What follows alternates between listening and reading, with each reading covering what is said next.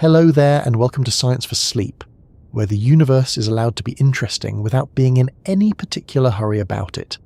Tonight, we are looking beyond the familiar planets that circle our sun and toward a type of world that astronomers keep finding around other stars. These planets are larger than Earth, smaller than Neptune, and common enough that their absence from our own planetary neighbourhood has become one of the more awkward questions in modern astronomy. They are called super-Earths. That name sounds as though someone took Earth, improved the weather, enlarged the oceans, added a few extra mountain ranges, and perhaps installed a more reliable public transport system. Unfortunately, astronomy is rarely that considerate. A super-Earth is not necessarily a better Earth.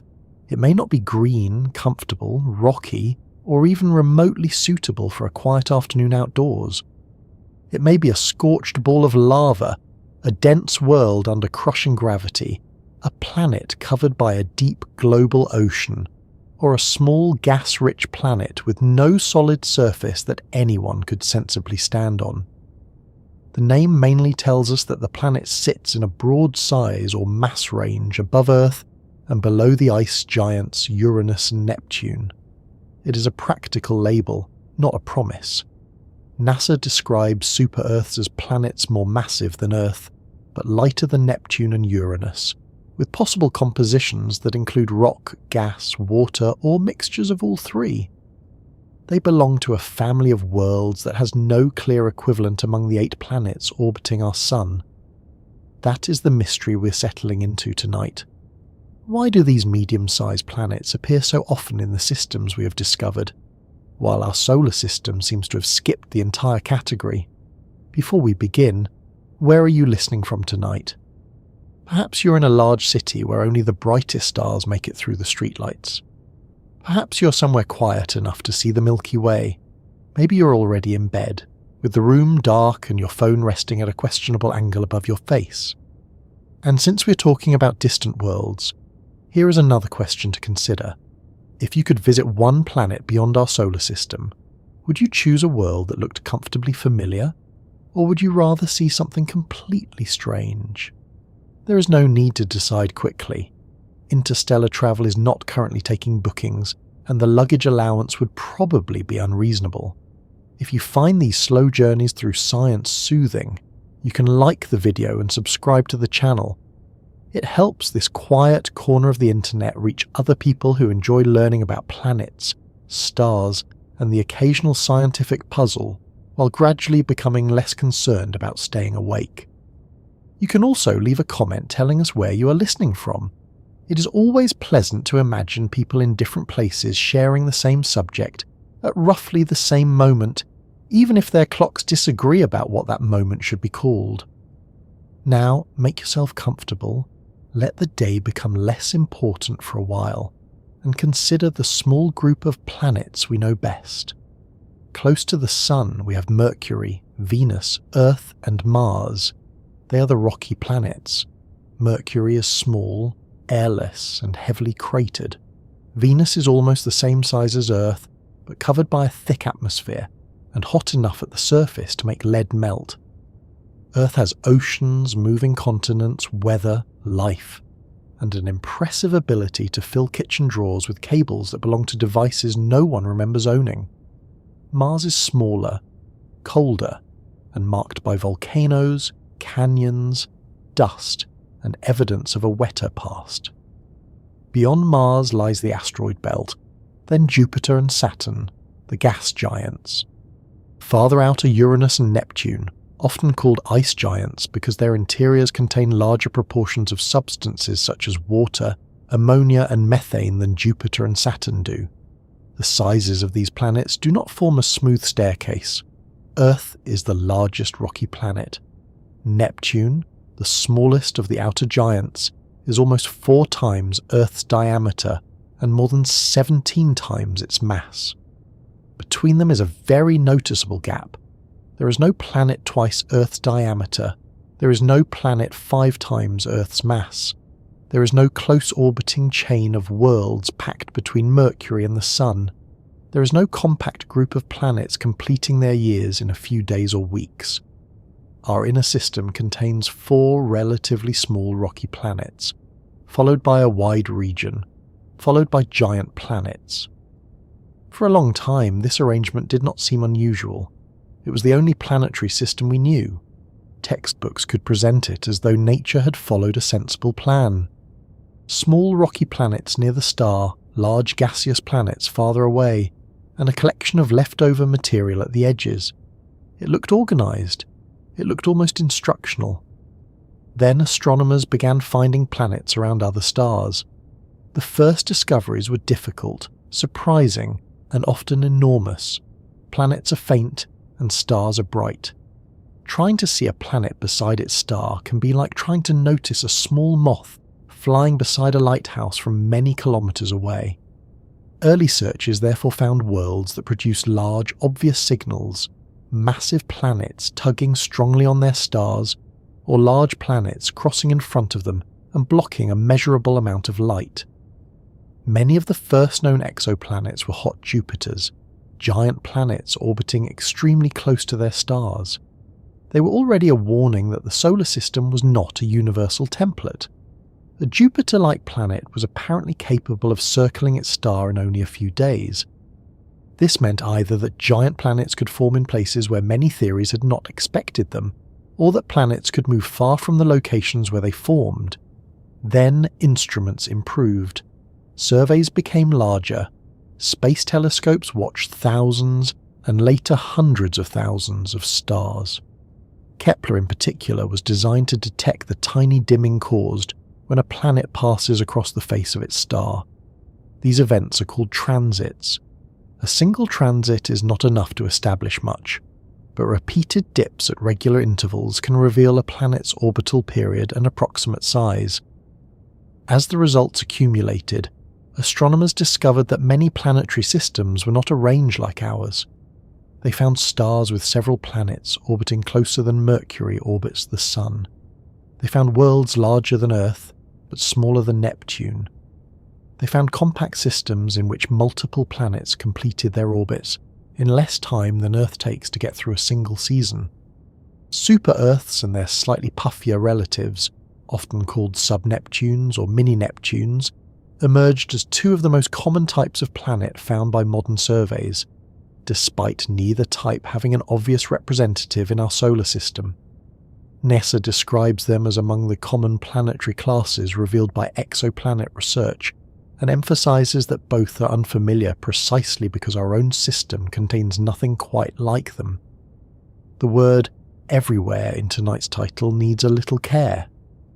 Astronomers have not inspected every star in the galaxy. We have not discovered every planet even around the nearest stars. Our detection methods are also strongly biased towards certain kinds of worlds. A planet orbiting close to its star transits more frequently, if its orbit happens to line up with our viewpoint, and it causes its star to wobble more strongly than a similar planet on a distant orbit. Close-in planets are therefore easier to find and confirm. So super-Earths are not literally everywhere. There may be countless systems without them. Some stars may have only small rocky planets. Others may have giant planets on wide orbits. Many systems remain beyond the reach of our current instruments. Still, after accounting for the limits of the surveys, astronomers have good reason to think that planets between the sizes of Earth and Neptune, particularly on relatively short orbits, are genuinely common. One study using the full Kepler dataset estimated that, for orbital periods shorter than 50 days around small M-dwarf stars, there were roughly 0.46 planets per star in the radius range from 1.5 to 2 times Earth's radius. That does not mean every second small star has exactly one neatly labelled super-Earth. Planet statistics are less tidy than supermarket shelves. It means that, across a large population of stars, planets in that range occur frequently enough to be a major feature of the galaxy's planetary inventory. This makes the solar system's missing middle more interesting. Imagine entering a neighbourhood where nearly every house has a bicycle in front of it. Some have 1, some have 3, some have something that may once have been a bicycle, but now appears to be supporting a climbing plant. Then you reach your own house, and realise there has never been a bicycle there at all. The absence does not prove that anything went wrong. Perhaps your house was built differently. Perhaps someone removed it long ago. Perhaps the local conditions never allowed one to appear. But once the pattern becomes obvious, the empty space starts asking for an explanation. That is roughly where planetary science finds itself. Our solar system may have formed through a sequence of events that prevented super-Earths from growing. It may have formed them and then lost them. Material that could have built larger inner planets may have been blocked, scattered, swallowed by the sun, or incorporated into other worlds.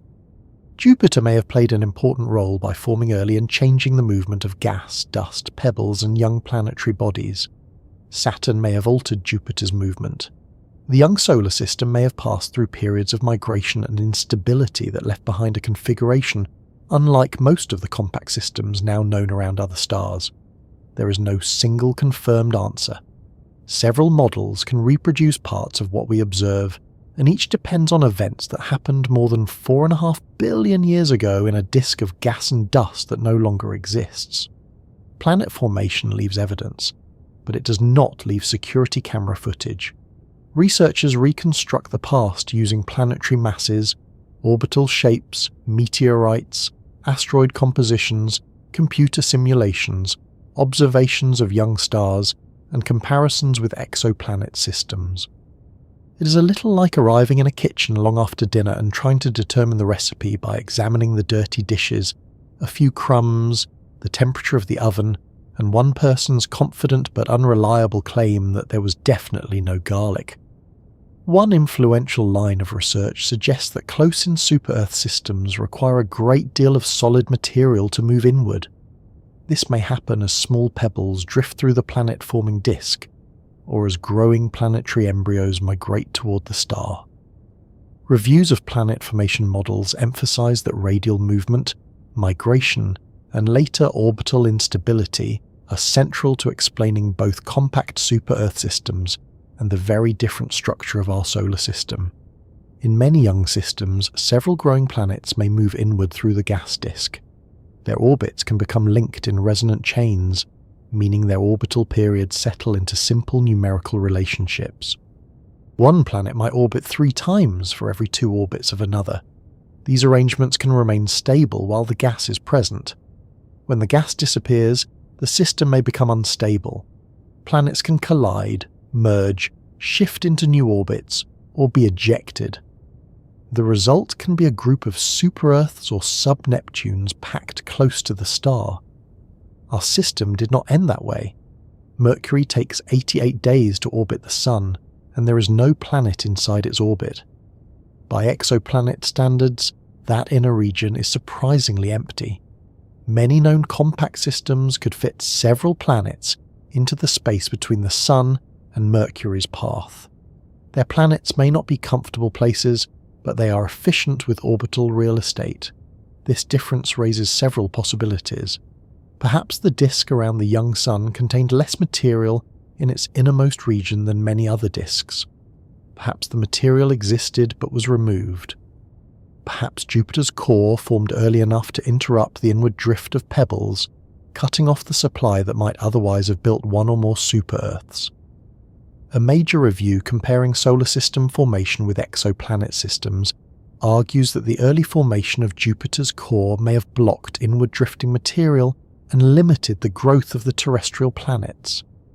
In that picture, Earth remained Earth-sized, partly because Jupiter prevented the inner system from receiving a larger delivery of building material. This turns Jupiter into a complicated character. It is tempting to call it a protector, because its gravity influences comets and asteroids, sometimes redirecting objects that might otherwise enter the inner solar system. But Jupiter can also send objects inward. It does not stand at the edge of the rocky planets wearing a security badge and carefully checking identification. Its gravitational role depends on the object, the orbit, and the timing. During the solar system's formation, Jupiter may have done even more. Some models propose that it moved inward and then outward again, reshaping the disk and affecting the amount of material available to form Mars or Earth, Venus and Mercury. Other models focus on an early instability among the giant planets. There are also scenarios in which the inner solar system once contained larger planets that migrated into the Sun or collided and were destroyed before the planets we know had finished forming. These ideas are not interchangeable, and none should be treated as a settled biography of the young solar system. They're competing or partly compatible attempts to explain the same evidence. The important point for tonight is that planetary systems are not assembled in fixed rings with labels waiting to be filled. They grow while the disk is changing. Planets migrate. Material drifts. Gravity produces chains, collisions, gaps, and occasional disasters. A small difference early on can lead to a very different system hundreds of millions of years later. That may be why asking, "Why do we not have a super-Earth?" is more useful than it first appears. The question is not only about a missing category of planet. It is about why Earth has the mass it has. It is about why Mars is so small. It is about why Mercury is alone so close to the Sun. It is about why Jupiter remained far away instead of becoming a hot Jupiter. It is about whether our arrangement is rare and which events made it possible. It also matters for the search for life. A super-Earth can be larger than our planet without being habitable. Greater mass might help a rocky planet hold an atmosphere for a long time, but it can also produce high surface gravity and intense internal pressure. A planet close to its star may be heated far beyond the point where liquid water can remain at the surface. A world with a deep hydrogen-rich atmosphere may have temperatures and pressures that bear little resemblance to Earth. Another may be covered in water, with an ocean so deep that high-pressure ice forms at the bottom, separating the liquid water from the rocky interior. We're only beginning to learn how varied these planets may be. Their masses and radii can sometimes reveal average density, but density alone does not always tell us whether a planet has an iron-rich core, a rocky mantle, a deep ocean, a thick atmosphere, or several of those at once. Two planets of similar size can have very different compositions. This is one reason the term super-Earth can mislead people. It sounds specific, but it gathers together worlds that may have little in common beyond fitting between familiar size limits. A planet can be described as a super-Earth in one study and as a sub-Neptune in another, depending on its measured radius, mass, density, atmosphere, and the classification system being used. There is also an observed feature known as the radius valley, a relative shortage of planets in a narrow size range between many rocky super-Earths and gas-rich sub-Neptunes.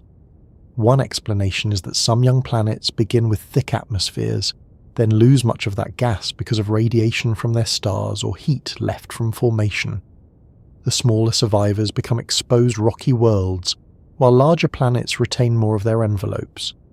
NASA has reported observations of close-in mini-Neptunes losing atmospheric gas, offering evidence that at least some planets can evolve from puffier worlds towards smaller super-Earth-like states. So, the population we see today may not be the population that first formed.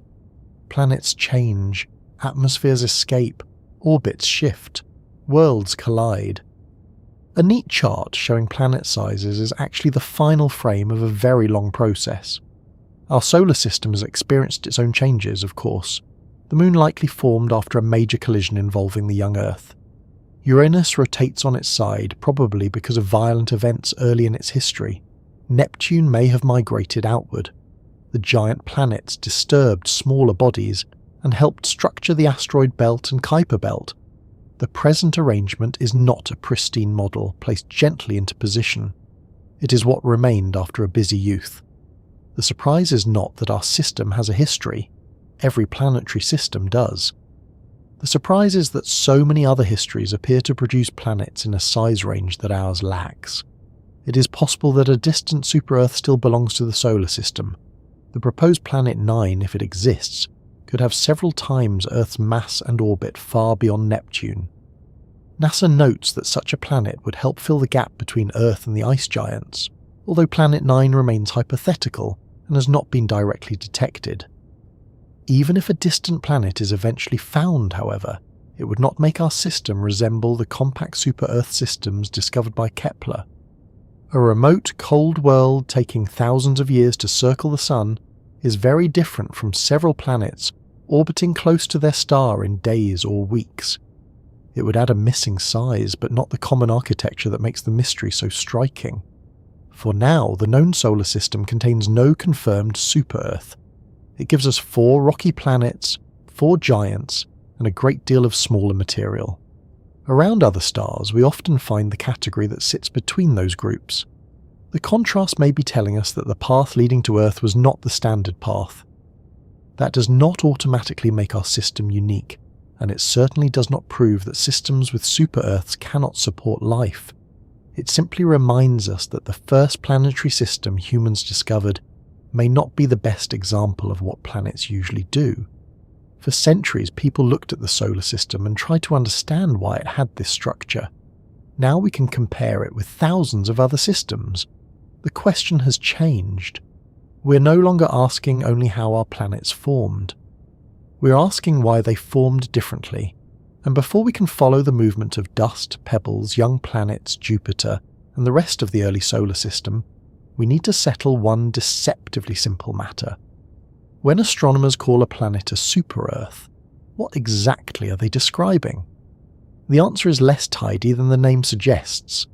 When astronomers call a planet a super-Earth, they are not saying that it is an enlarged copy of our world. They are not promising continents, blue oceans, breathable air, trees, weather, or a convenient place to put a small holiday cottage. The label usually means that the planet is more massive than Earth, but less massive than Uranus or Neptune. When only its radius is known, the same term is often applied to worlds larger than Earth but smaller than Neptune. NASA commonly describes super-Earths as planets that can reach about 10 times Earth's mass, while also noting that their compositions may include rock, water, gas, or some mixture of all three. That definition sounds simple until astronomers begin using it. One research team may define a super-Earth mainly by mass. Another may use radius because the telescope involved measures size more directly. A survey might place the lower boundary at 1.25 times Earth's radius, while another might begin at 1.5. The upper edge can also move. Some astronomers stop using the term near 2 Earth radii. Others allow it to overlap with mini-Neptunes or sub-Neptunes, particularly when the planet's internal composition is unknown. There is no small official desk somewhere in an observatory where every newly discovered planet is examined, stamped, and placed into a perfectly agreed category. The terminology developed while the discoveries were being made, and the discoveries turned out to be more complicated than the original labels. The word super refers to size or mass, not quality. It works in roughly the same way as the word super in supermarket, which does not guarantee that the tomatoes will be unusually heroic. A planet 5 times as massive as Earth may be a dense rocky world with a large iron core. It may be a water-rich planet containing enormous quantities of ice and liquid. It may have a rocky centre hidden beneath a thick hydrogen and helium atmosphere. It may resemble a smaller Neptune more than a larger Earth. Without additional measurements, its mass alone cannot tell us which of these possibilities is correct. Radius presents the same problem. A planet twice Earth's diameter is not simply Earth, with twice as much of everything. Volume increases much faster than diameter. A world with twice Earth's radius has 8 times Earth's volume. If its mass is only 5 times Earth's mass, then its average density must be lower than Earth's. That lower density may suggest large amounts of water, a thick atmosphere, or both. If the same sized planet has 10 or 15 times Earth's mass, it may contain more rock and metal and produce much stronger surface gravity. Astronomers therefore try to measure both radius and mass. Once they have those values, they can estimate the planet's average density. Density does not provide a complete internal map, but it narrows the options. A very low-density world probably contains a large amount of gas. A high-density world is more likely to contain substantial rock and metal. Several different interiors can still produce similar densities, so the result is closer to a useful clue than a full medical scan. This uncertainty is not a weakness in the science. It is the reason the science continues. The difficulty begins with the fact that planets outside the solar system are extremely hard to see. A star produces an enormous amount of light. A planet beside it reflects or emits very little by comparison. Even a large planet can disappear in the glare of its star, especially when the entire system is many light years away. For most known exoplanets, astronomers did not begin with a photograph. They began with a repeated change in starlight. One of the first successful methods was radial velocity, sometimes called the stellar wobble method. A planet does not technically orbit the exact centre of its star. The planet and star orbit a shared centre of mass. Because the star is much heavier, its movement is small, but it is not zero. As the star moves slightly toward Earth, its light shifts toward shorter, bluer wavelengths. As it moves away, the light shifts toward longer, redder wavelengths.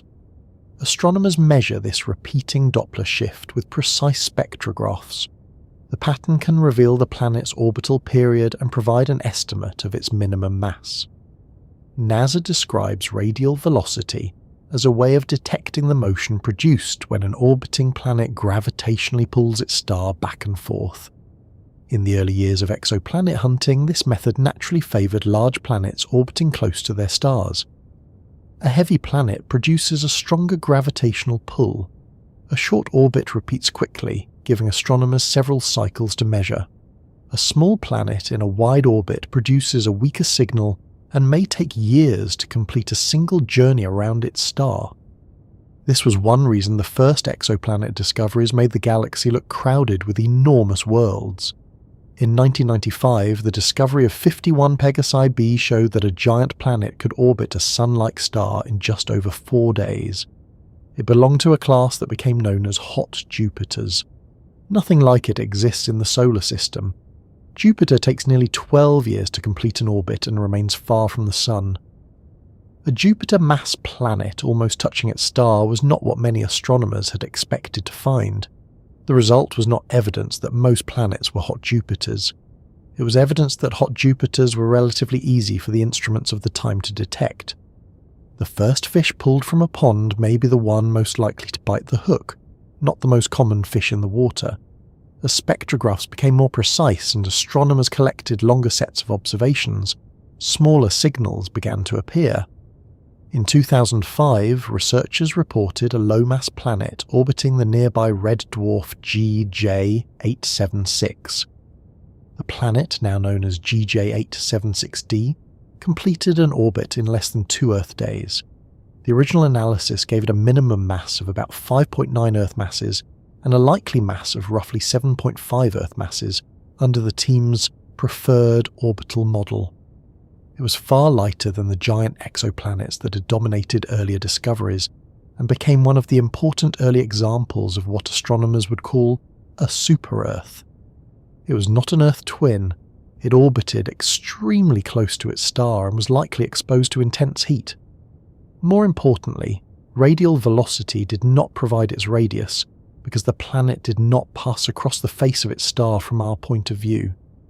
Astronomers could estimate its mass, but its physical size and internal composition remained uncertain. That limitation shows why planetary labels can become slippery. A mass of several Earths places a world in super-Earth territory under a mass-based definition. Yet without a radius, it can be difficult to tell whether the planet is mostly rocky or surrounded by a significant gaseous envelope. Another detection method was needed to measure size on a large scale. That method is the transit. A transit occurs when a planet passes between its star and our telescope. The planet blocks a small fraction of the star's light, producing a temporary dip in brightness. If the dip repeats at regular intervals, it may indicate an orbiting planet. The size of the dip helps astronomers estimate the size of the planet relative to its star. A large planet blocks more light. A small planet blocks less. If astronomers know the star's radius, they can calculate the planet's radius. The method sounds wonderfully straightforward. Watch a star. Wait for it to become slightly dimmer, announce a planet. Retire early. In practice, stars change brightness for many reasons. They have spots, flares, pulsations, and other forms of activity. Two stars orbiting each other can produce an eclipse that resembles a planetary transit, especially when their light is blended with another nearby star. Instruments produce noise, spacecraft move, detectors age, background objects interfere. A convincing planet signal must repeat consistently and survive a long list of checks. The orientation must also be fortunate. Most planetary orbits are not aligned so that the planet passes in front of its star as seen from Earth. A perfectly real planetary system can remain invisible to the transit method simply because we are viewing it from the wrong angle. Close-in planets are more likely to transit than distant ones, because their orbits cover a larger portion of the sky from the star's perspective. They also transit more often. A planet with a 3-day year can produce hundreds of events during a mission. A planet with an Earth-length year produces one transit every 12 months.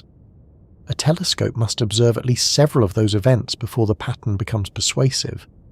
The transit method therefore has its own preference for large, close-orbiting planets.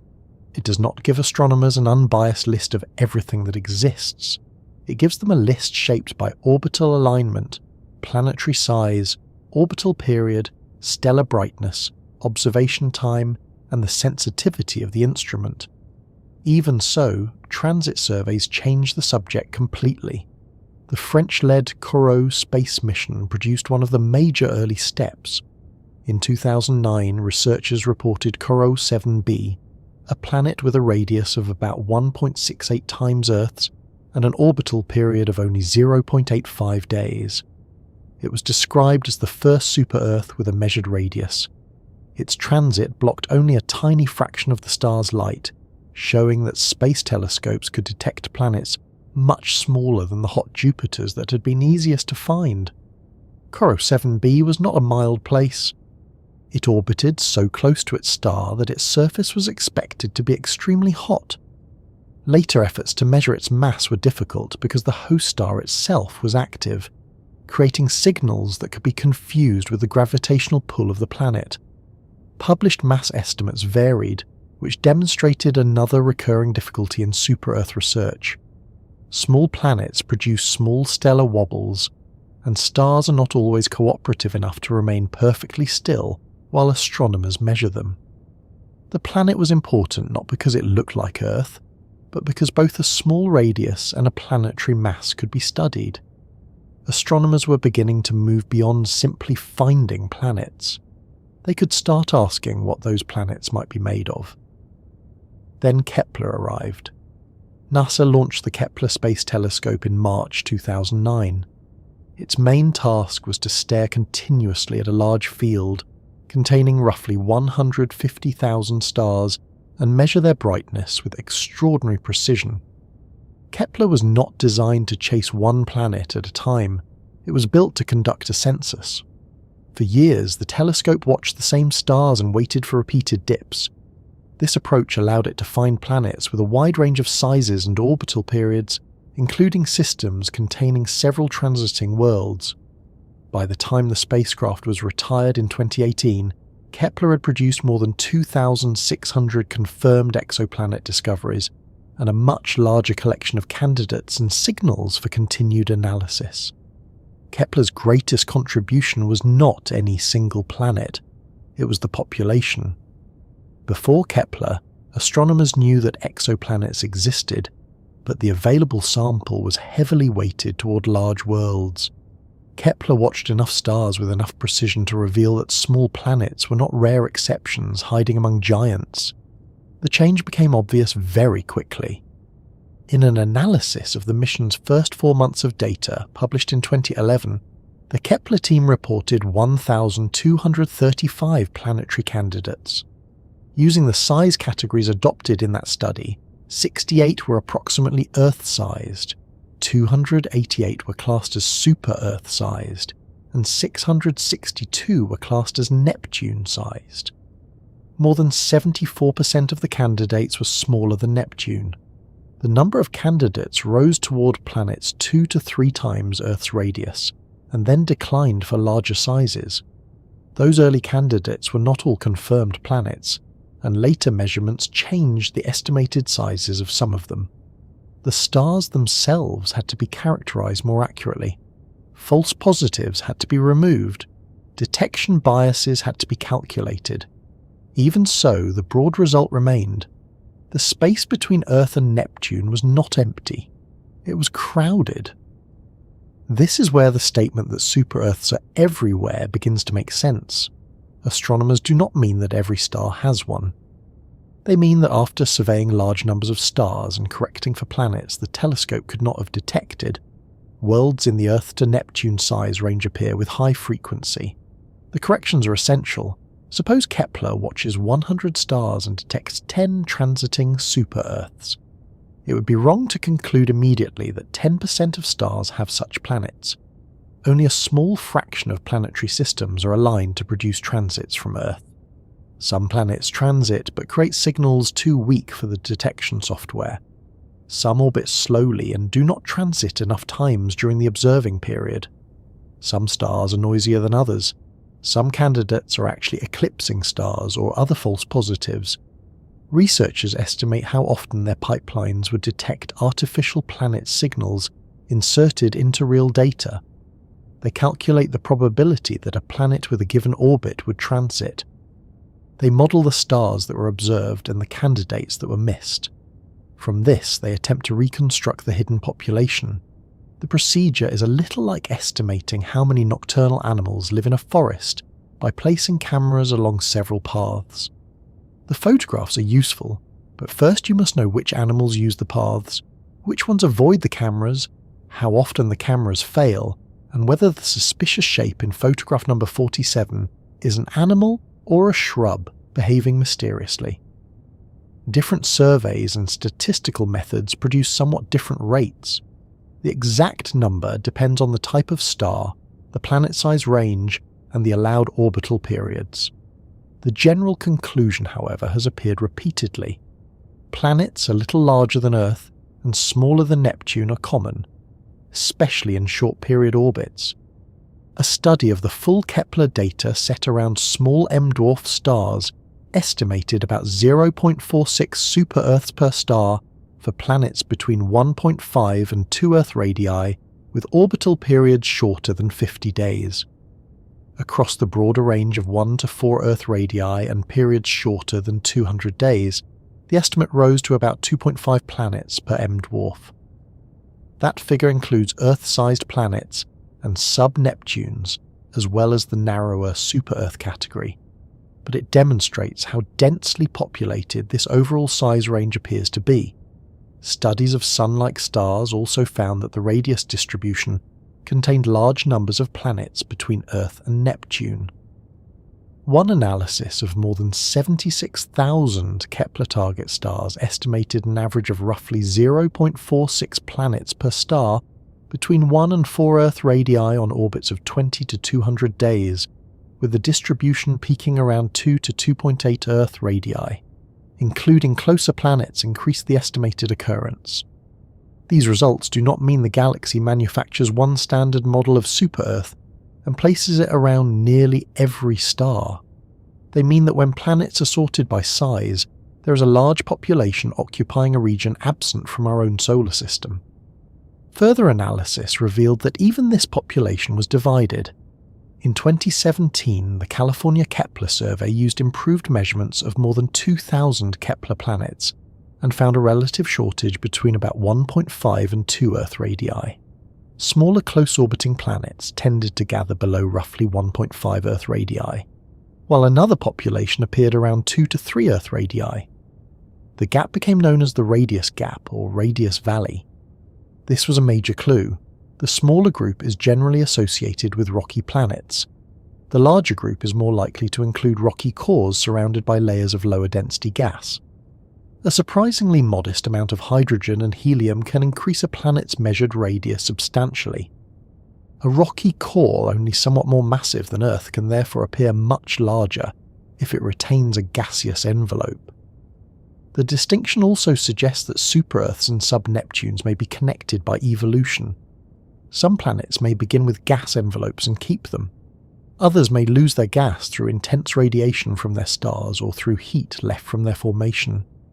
The stripped planets remain as smaller rocky cores, observations of young, close-orbiting mini-Neptunes losing atmospheric material support. The idea that at least some planets can move from one observational category toward another over time. This makes the name super-Earth even less straightforward. It can describe a planet that formed as a rocky world and stayed rocky. It can also describe the exposed core of a former sub-Neptune. Two planets with the same present radius may have reached that size through different histories. Mass complicates the picture further. A rocky planet can become more massive without increasing in radius as rapidly as a gas-rich planet, because gravity compresses its interior. At high pressures, rock and metal do not remain as loosely arranged as they are near Earth's surface. Adding material also increases compression. A planet with several Earth masses may therefore be only modestly larger in diameter. Meanwhile, a low-mass atmosphere can occupy an enormous volume. The gases in the outer layers are not very dense, but they extend far above the solid core. A planet that is mostly rock by mass can still look much larger during a transit because the starlight is blocked by its atmosphere. Astronomers need several kinds of observation to separate these possibilities. Transits provide radius. Radial velocity can provide mass. In systems with several closely packed planets, small changes in transit times can reveal how strongly the planets pull on one another, offering another way to estimate mass. Spectroscopy during a transit may reveal atmospheric gases when starlight passes through the planet's outer layers. Infrared observations can measure changes in emitted heat as the planet moves around its star. Each method fills in part of the description, and each method has limitations. A super-Earth that does not transit may have a measured minimum mass, but no known radius. A transiting planet around a faint or active star may have a good radius, but an uncertain mass.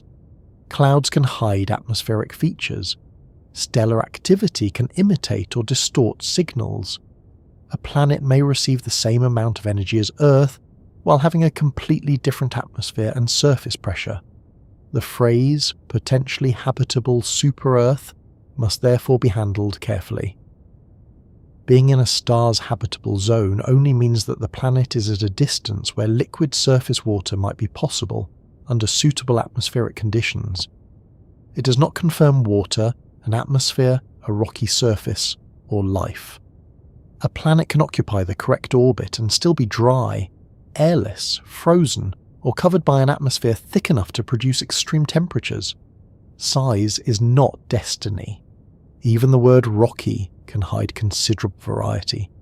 Mercury is rocky, but it has a very large iron core. Venus is rocky, but its surface conditions are lethal.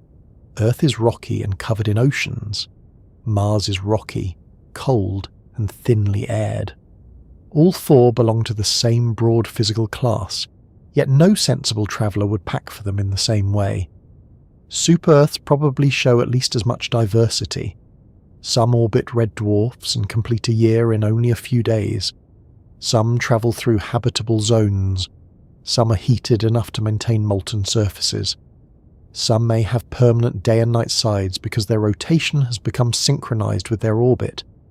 Others may circle sun-like stars at wider distances. The class is united more by our measurements than by a shared environment. NASA's Transiting Exoplanet Survey Satellite, or TESS, continued the census after Kepler. Launched in 2018, TESS also uses the transit method, but it concentrates heavily on bright, relatively nearby stars spread across most of the sky.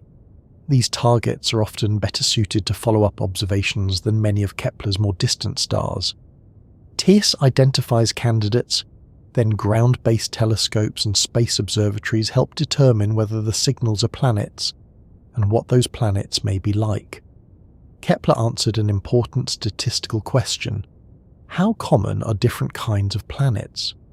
TESS helps provide targets that can be examined in more detail. Other observatories measure masses, refine orbits, search for neighbouring planets, and study atmospheres. Together, these efforts have changed the meaning of the night sky. A star that appears as one steady point of light may have several planets moving close around it. One may be slightly larger than Earth, and mostly rocky. Another may have a thick envelope and a deep interior unlike anything in our system. From Earth, the system still looks like a single dot. Its complexity is hidden inside tiny changes in brightness and wavelength. That hidden complexity explains why astronomers did not realize immediately that super-Earths were common. The planets were always difficult to see, and the first instruments were better at finding giants. Once telescopes became sensitive to smaller worlds, and surveys watched enough stars for long enough, the missing population appeared. The discovery did not produce a neat new category, it produced a problem. The larger question is why nature produces so many planets in this range. The answer cannot come from classification alone. It requires looking at the raw material around young stars, the speed at which planetary cores grow, the movement of dust and gas through a disk, and the moment when a growing planet becomes large enough to hold an atmosphere. Those processes repeatedly create worlds larger than Earth and smaller than Neptune, and once astronomers began counting them properly, the scale of the difference became difficult to ignore. Our solar system contains 4 planets smaller than Earth or only slightly larger, followed by a sudden jump to Neptune, which has almost 4 times Earth's radius and more than 17 times its mass. Around other stars, that empty interval is often occupied by several planets. This is not a minor gap between 2 neighbouring sizes. It covers an enormous range of possible worlds. Earth has a radius of about 6,371 kilometres. Neptune's radius is roughly 24,600 kilometres. A planet with twice Earth's radius may sound as though it should be halfway between them, but planetary size does not work like choosing a medium cup between a small one and a large one. Radius measures the distance from the centre to the surface. Volume increases with the cube of the radius. A planet with twice Earth's radius has about 8 times Earth's volume. A planet with 3 times Earth's radius has about 27 times the volume. Mass varies even more because planets of the same size can contain different materials. Rock, iron, water, and hydrogen do not have the same density. They also behave differently under pressure. 2 planets with equal radii can have very different masses, surfaces, atmospheres, and internal structures. This means the region between Earth and Neptune can hold several distinct kinds of planet. There can be dense rocky super-Earths, water-rich worlds, planets with rocky cores beneath deep atmospheres, and smaller versions of Neptune. Astronomers may group them together when discussing size, but nature has not placed a clear label on each one. Kepler's observations showed that planets in this range are among the most frequent products of planet formation, at least on the close orbits the mission could measure most effectively. Analyses that account for detection efficiency found large populations of planets between roughly 1 and 4 Earth radii around Sun-like stars, while surveys of smaller red dwarf stars found similarly high occurrence rates. The exact numbers depend on stellar type, orbital period, and the selected size boundaries, but the overall result is consistent. Planets between Earth and Neptune are not rare transitional objects. They form a major part of the planetary population. That discovery changed a basic assumption.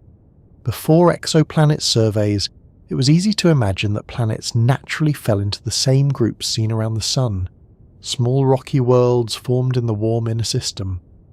Large gaseous worlds formed farther out, where colder conditions allowed planetary cores to collect enough material to capture large atmospheres. Earth and Neptune appear to represent 2 separate outcomes, with little reason to expect many planets between them. The galaxy did not follow that convenient arrangement. Kepler found systems containing 1 planet after another in the missing size range. Some stars had compact families in which several planets orbited closer to their star than Mercury orbits the Sun. In those systems, a planet might be 1.5 times Earth's radius, followed by another twice Earth's radius, then a third slightly smaller than Neptune.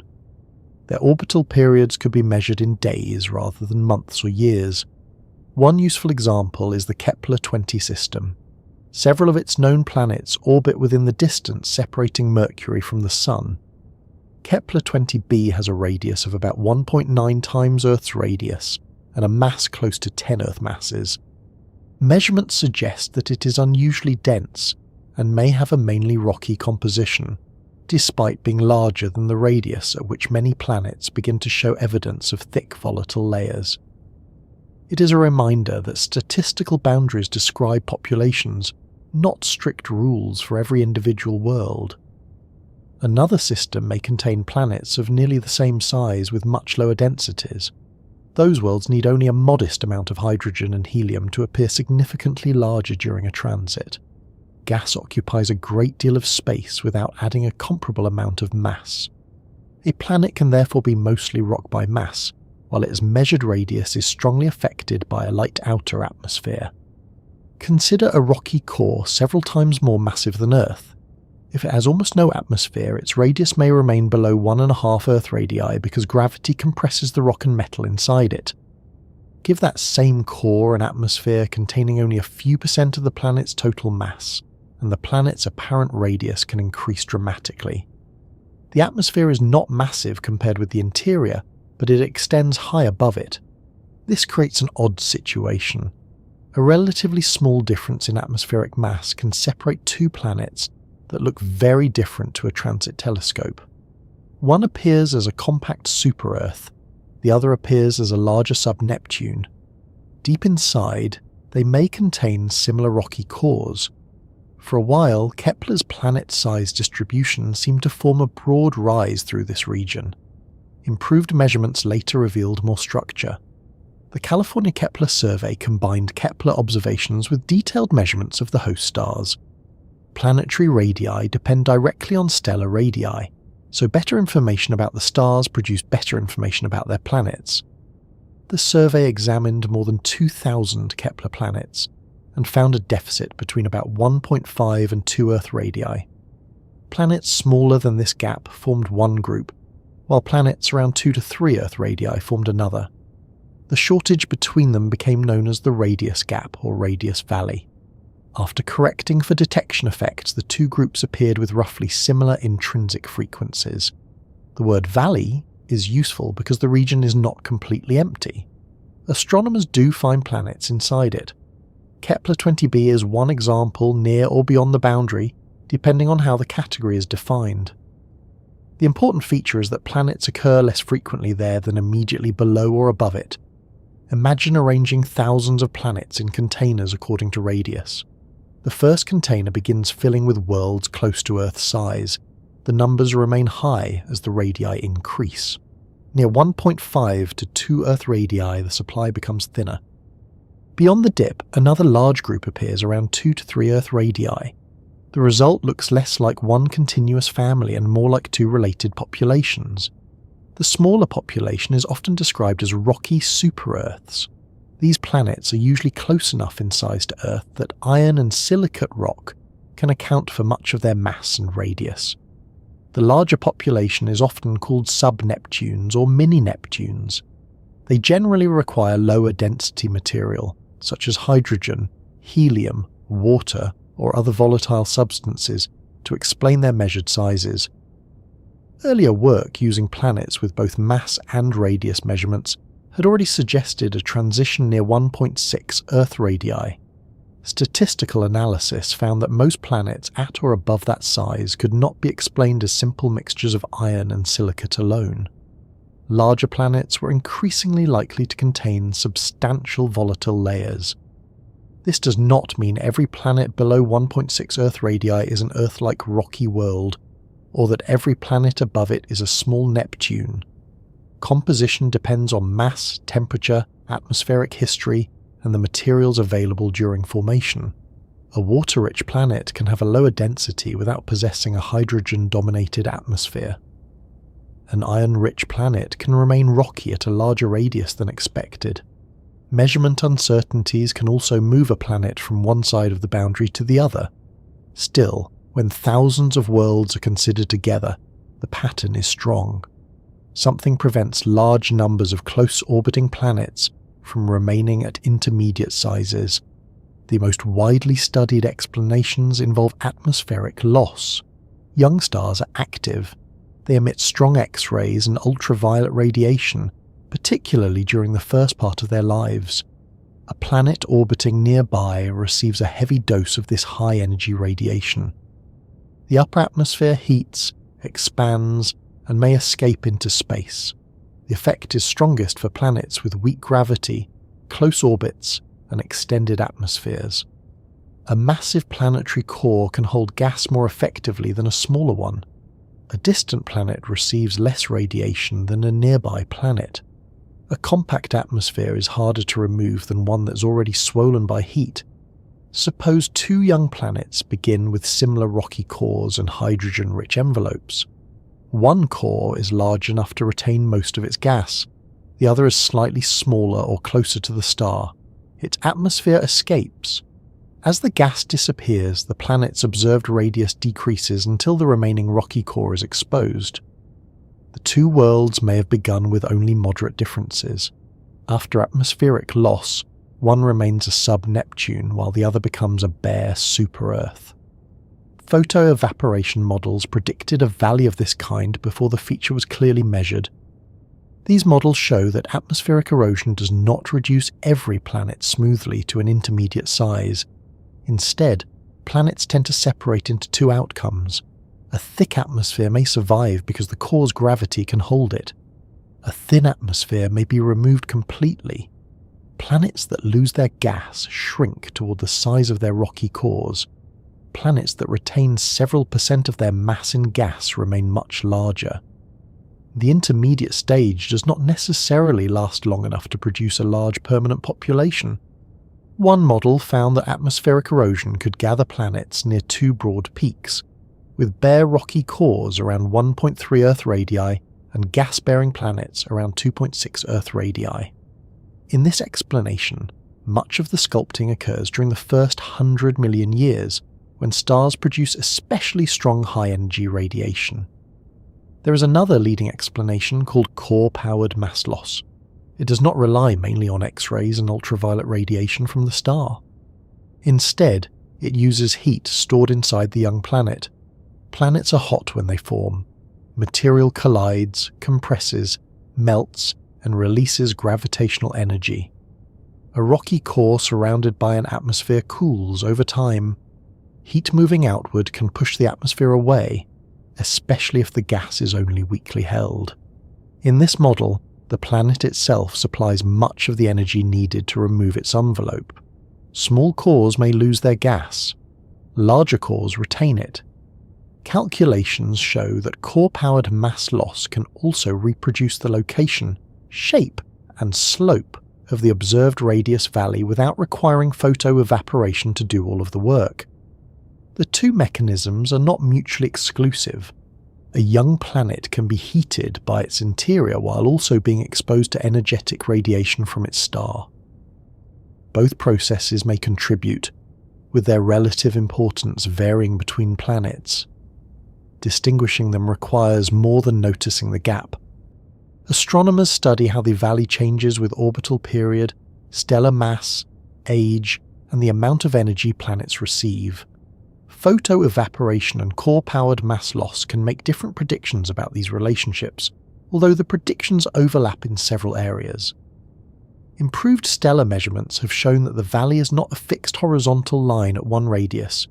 Its location changes with orbital distance and host star properties. Around lower mass stars, the separation tends to occur at smaller planetary sizes.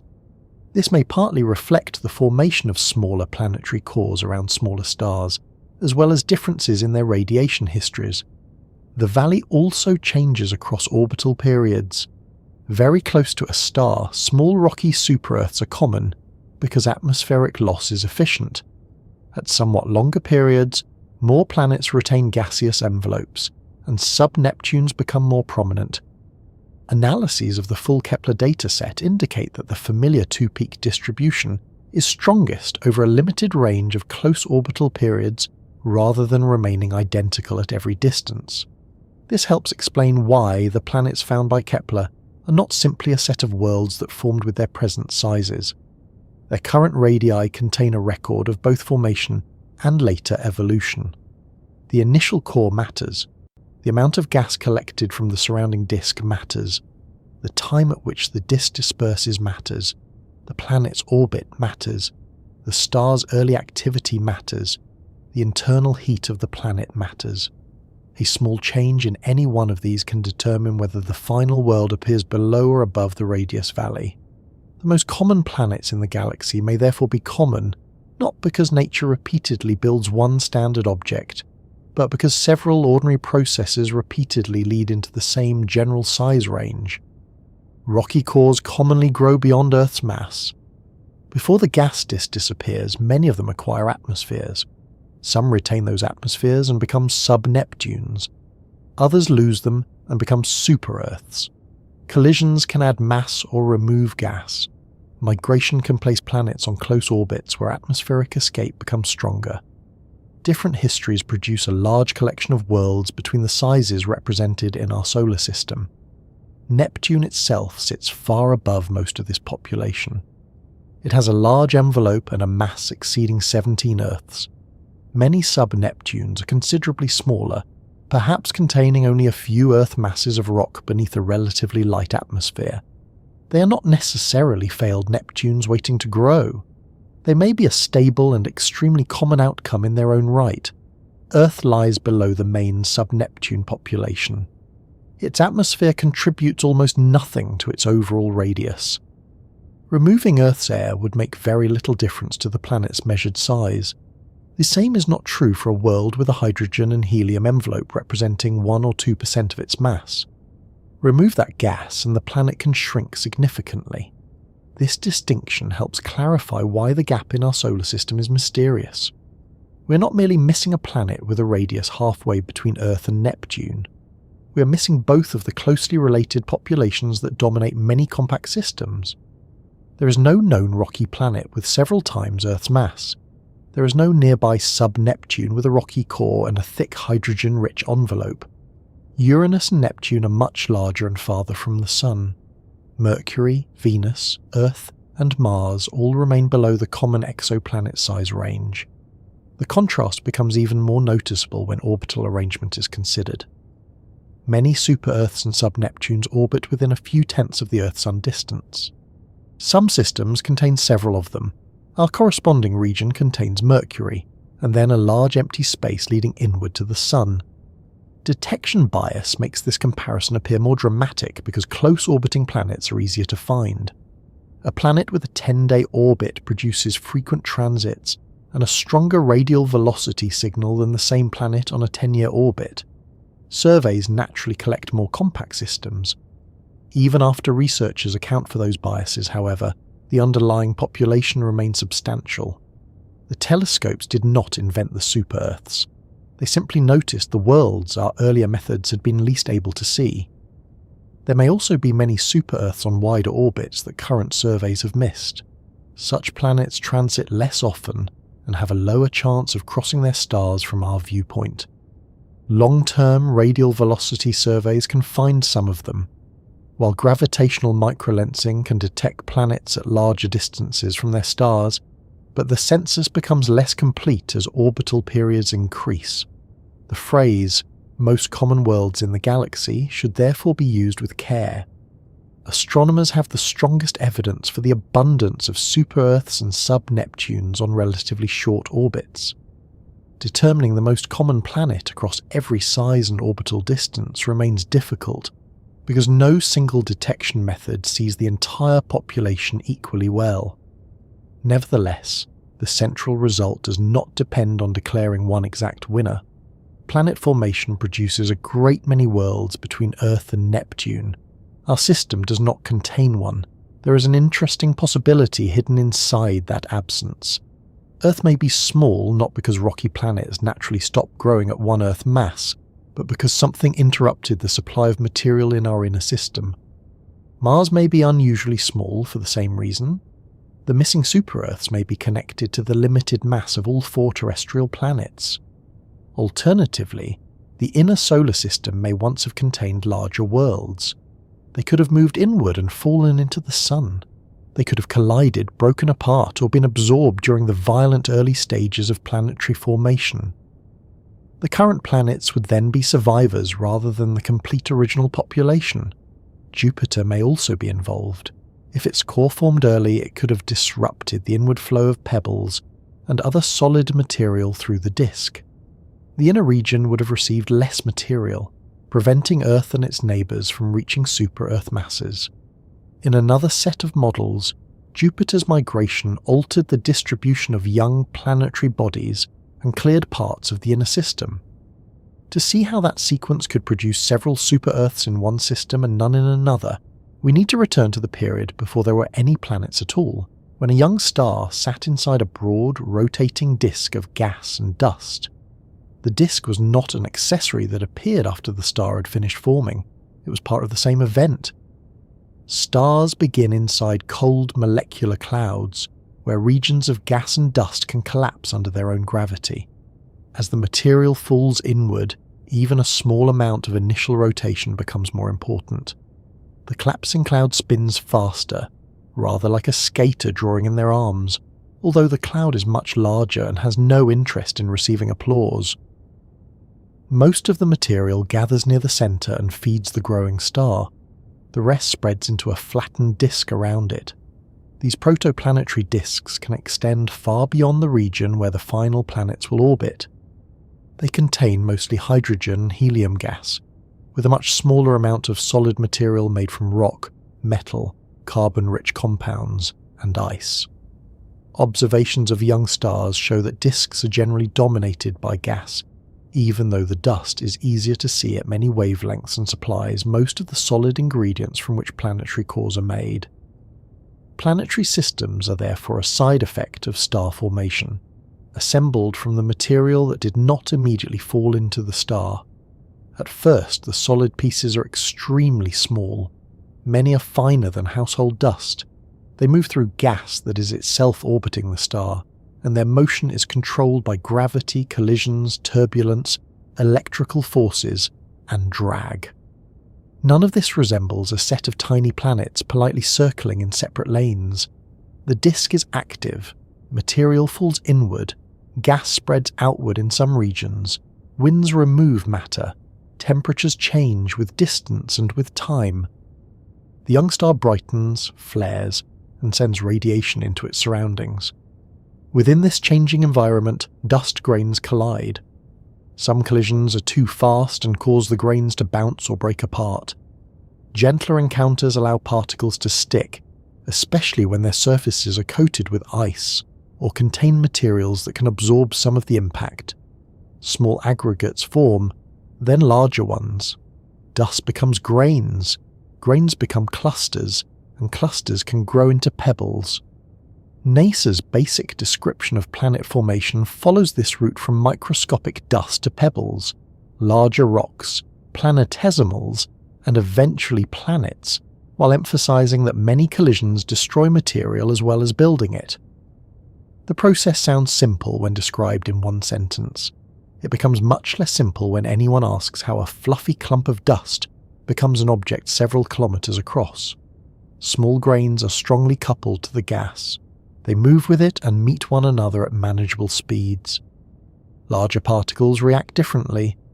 Pebbles can drift rapidly toward the star because the gas does not orbit at exactly the same speed as solid objects would in a vacuum. Gas pressure provides some support against gravity, so the gas travels slightly more slowly than the natural orbital speed. A solid particle therefore feels a headwind. It loses orbital energy and moves inward. This radial drift can be alarmingly efficient. A pebble that took a long time to grow may spiral inward before it has the opportunity to become part of a larger body. Planet formation must therefore overcome a problem that sounds familiar in many forms of construction. The building materials keep leaving the site. Collisions create another obstacle. As particles grow, they often strike one another too quickly to stick. They bounce, fragment, or erode. This is sometimes called the bouncing barrier or fragmentation barrier. The neat sequence in which every grain steadily joins a larger object is not realistic. Much of the material is recycled repeatedly. Modern models often solve part of the problem by allowing pebbles to gather into locally dense regions. Turbulence and the interaction between solids and gas can concentrate particles. Under suitable conditions, a process called the streaming instability produces clumps dense enough for their own gravity to take over. Instead of building a kilometre-sized body one collision at a time, a cloud of pebbles can collapse into a planetesimal. A planetesimal is a solid object large enough for gravity to become important in its growth and interactions.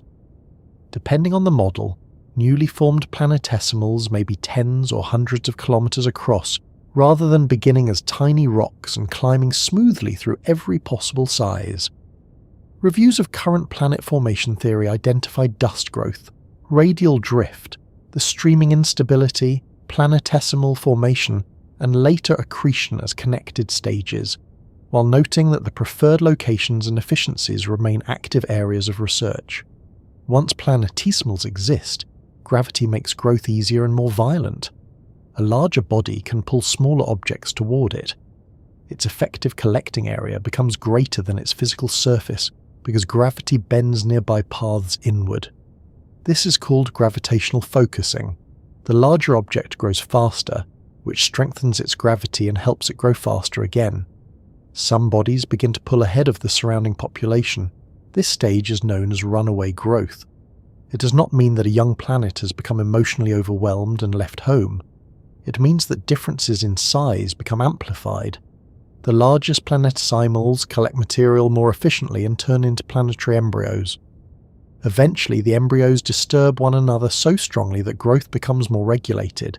They clear or control regions around their orbits and compete for the remaining material. This is often called oligarchic growth, because several dominant embryos share control of the disk, rather than one object immediately consuming everything. Near the young Sun, those embryos may have been roughly Moon-sized or Mars-sized before the gas disk disappeared. Afterward, they continued colliding for tens of millions of years. Earth's final growth probably involved several major impacts, including the collision thought to have produced the Moon. Rocky planets are not assembled with the delicacy of fine watchmaking. They are built through impacts energetic enough to melt large portions of them, strip atmospheres, mix interiors, and occasionally turn two promising worlds into one extremely hot world surrounded by debris. The location inside the disk strongly affects what material is available. Close to the star, temperatures are high. Water and many other volatile substances remain as vapor rather than solid ice. The available grains are mainly refractory materials that can survive heat, including silicate rock and metal. Farther out, the disk becomes cold enough for water to freeze. The transition is commonly called the water snow line or ice line. Beyond that line, ice adds a large amount of solid material. A growing body can collect rock and frozen water together, increasing the supply from which a planetary core can form. Other compounds freeze at still greater distances, creating additional chemical boundaries. The snow line is not fixed. As the young star and disk evolve, temperatures change and the line can move. Heating from the star, friction within the disk, and local structure all influence its position. Even so, the basic difference between warm inner regions and colder outer regions helps explain why the solar system has rocky planets near the Sun and volatile-rich giants farther away. NASA's overview of planet formation similarly distinguishes the warmer inner disk, where rocky worlds grow, from colder regions where ice increases the amount of available solid material. It does not explain everything. Exoplanets have shown that planets rarely remain where a simple temperature map says they should have formed. Core accretion is the leading general framework for building most planets. A solid core grows first through the collection of planetesimals, pebbles, or both. If that core becomes massive enough while plenty of gas remains in the disk, it can bind a substantial atmosphere. At first, the envelope may grow slowly because it is hot and extended. As the atmosphere cools, it contracts and makes room for more gas.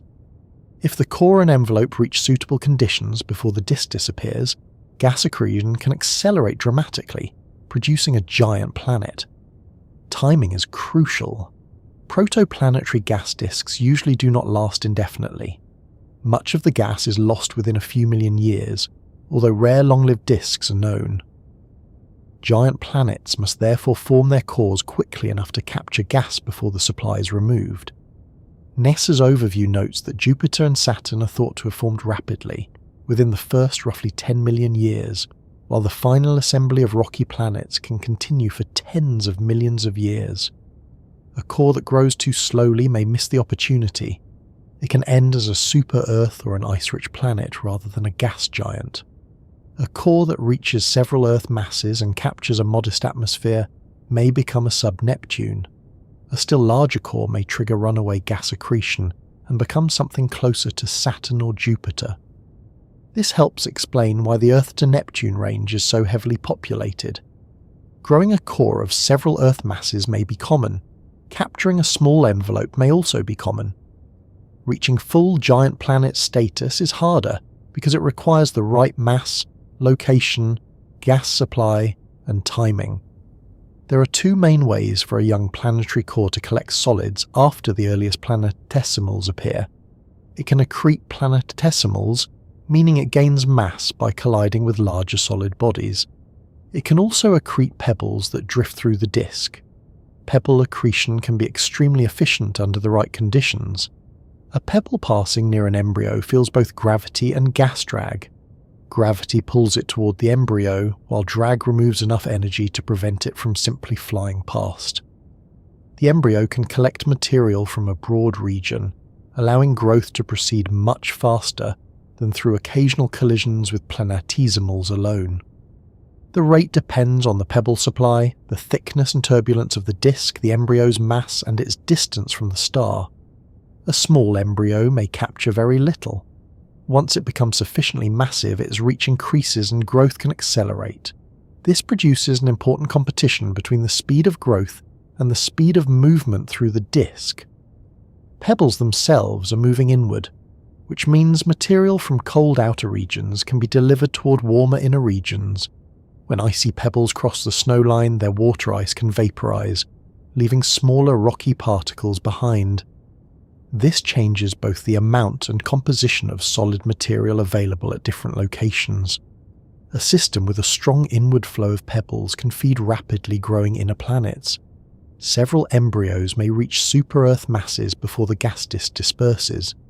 When they also migrate inward, they can become part of a compact chain close to the star. A system with a weaker pebble flow may produce smaller planets. An early giant planet core can also change the supply. As a growing planet becomes massive enough, its gravity disturbs the gas and creates a pressure bump outside its orbit. Inward drifting pebbles can become trapped at that bump instead of continuing past the planet. The mass at which this occurs is called the pebble isolation mass. This is a turning point for both the growing planet and the rest of the system. The planet cuts off its own main pebble supply, but it may also starve the inner disk.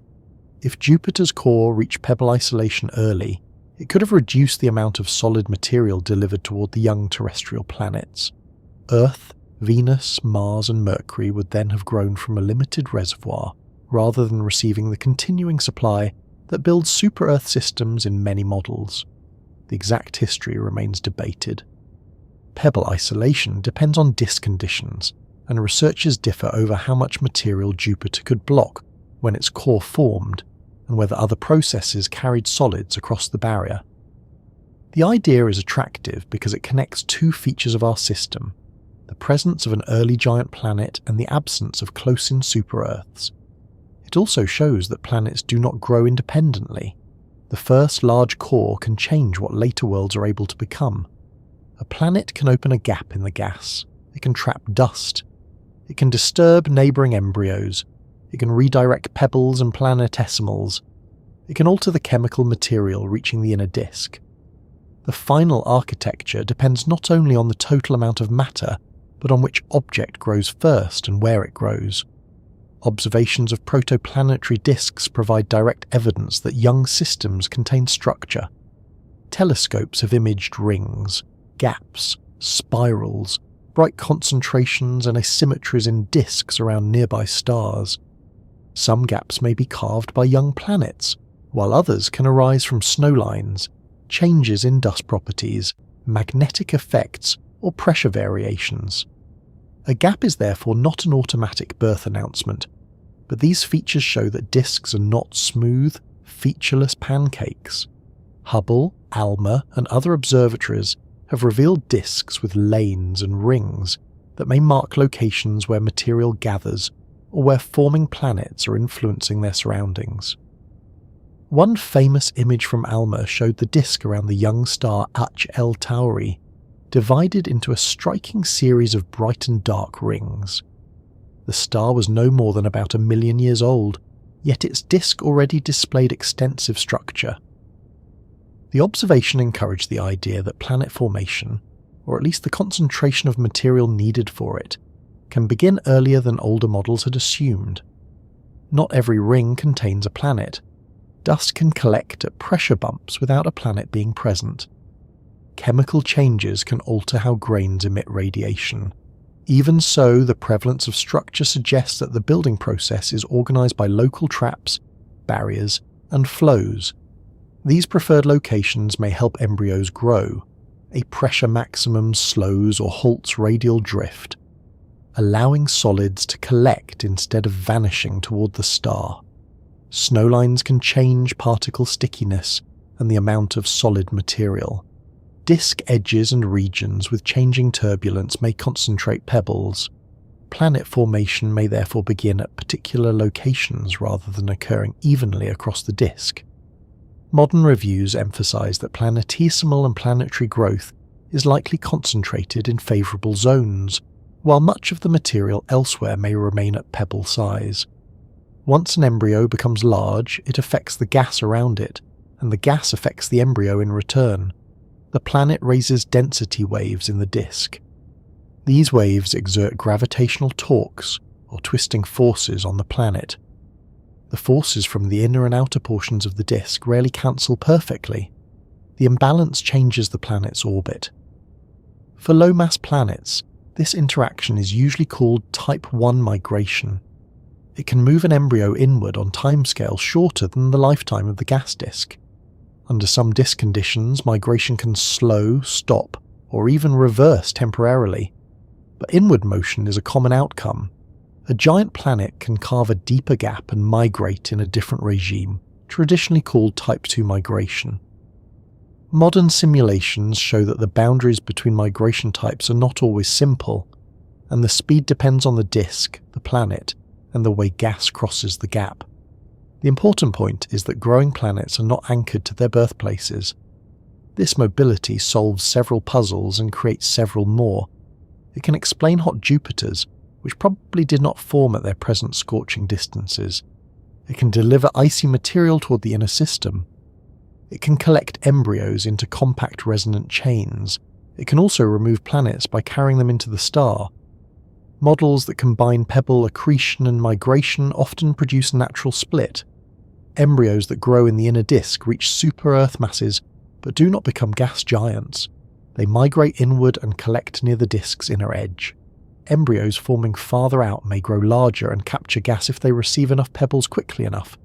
Simulations show that the balance between pebble flux, growth, and migration can create compact super-Earth systems, giant planets, or mixtures of both. This makes the frequency of super-Earths easier to understand. A disk does not need to begin with several finished planets close to its star. It can build embryos over a wider region, feed them with inward drifting pebbles, and allow their interaction with gas to move them inward. Several worlds can arrive near the star, become trapped in linked orbits, and continue growing. The inner edge of the disk provides a natural stopping region. Close to the young star, magnetic fields and high temperatures can reduce the gas density and create a cavity. Migrating planets may stall there. Later arrivals can become trapped behind the first, producing a chain of closely spaced planets. While the gas remains, the disk can damp their eccentricities and inclinations, keeping the orbits fairly circular and flat. The system may look stable. Once the gas disappears, that support is removed. Some chains survive, others become unstable. Planets collide and merge, reducing their number while increasing their masses. Orbits spread apart. Resonances break. A system that began with many small embryos can finish with a handful of super-Earths. Our solar system may have taken a different route because the material supply, the timing of Jupiter's growth, the disk structure, or the direction and speed of migration differed. It may also have passed through its own inward migration before the surviving rocky planets formed. The available evidence does not identify one clean moment when a normal super-Earth system became our unusual one. What it does show is that planets are built inside a moving environment. Dust drifts, pebbles cross chemical boundaries, embryos compete, cores capture gas. Early planets reorganize the supply available to later ones. Throughout all of this, the disk continues pulling on the objects it has created. A planet can begin far from the orbit where astronomers eventually discover it. In many systems, that movement is not a small adjustment. It can carry a growing world across a large part of the planet-forming disk and place it close enough to its star that an entire year lasts only a few days. This movement is called planetary migration. The term sounds calm, as though the planets have reviewed several neighbourhoods and decided that the inner system offers better transport links. The real process is driven by gravity. A planet pulls on the disk around it, and the disk pulls back. Because the forces on the inner and outer sides of the planet are not perfectly balanced, the planet can gain or lose orbital energy. Most of the time, a relatively small planet loses energy and moves inward. To understand why, picture a young planet embedded in a broad disk of gas. The material closer to the star moves around the star faster than the material farther out.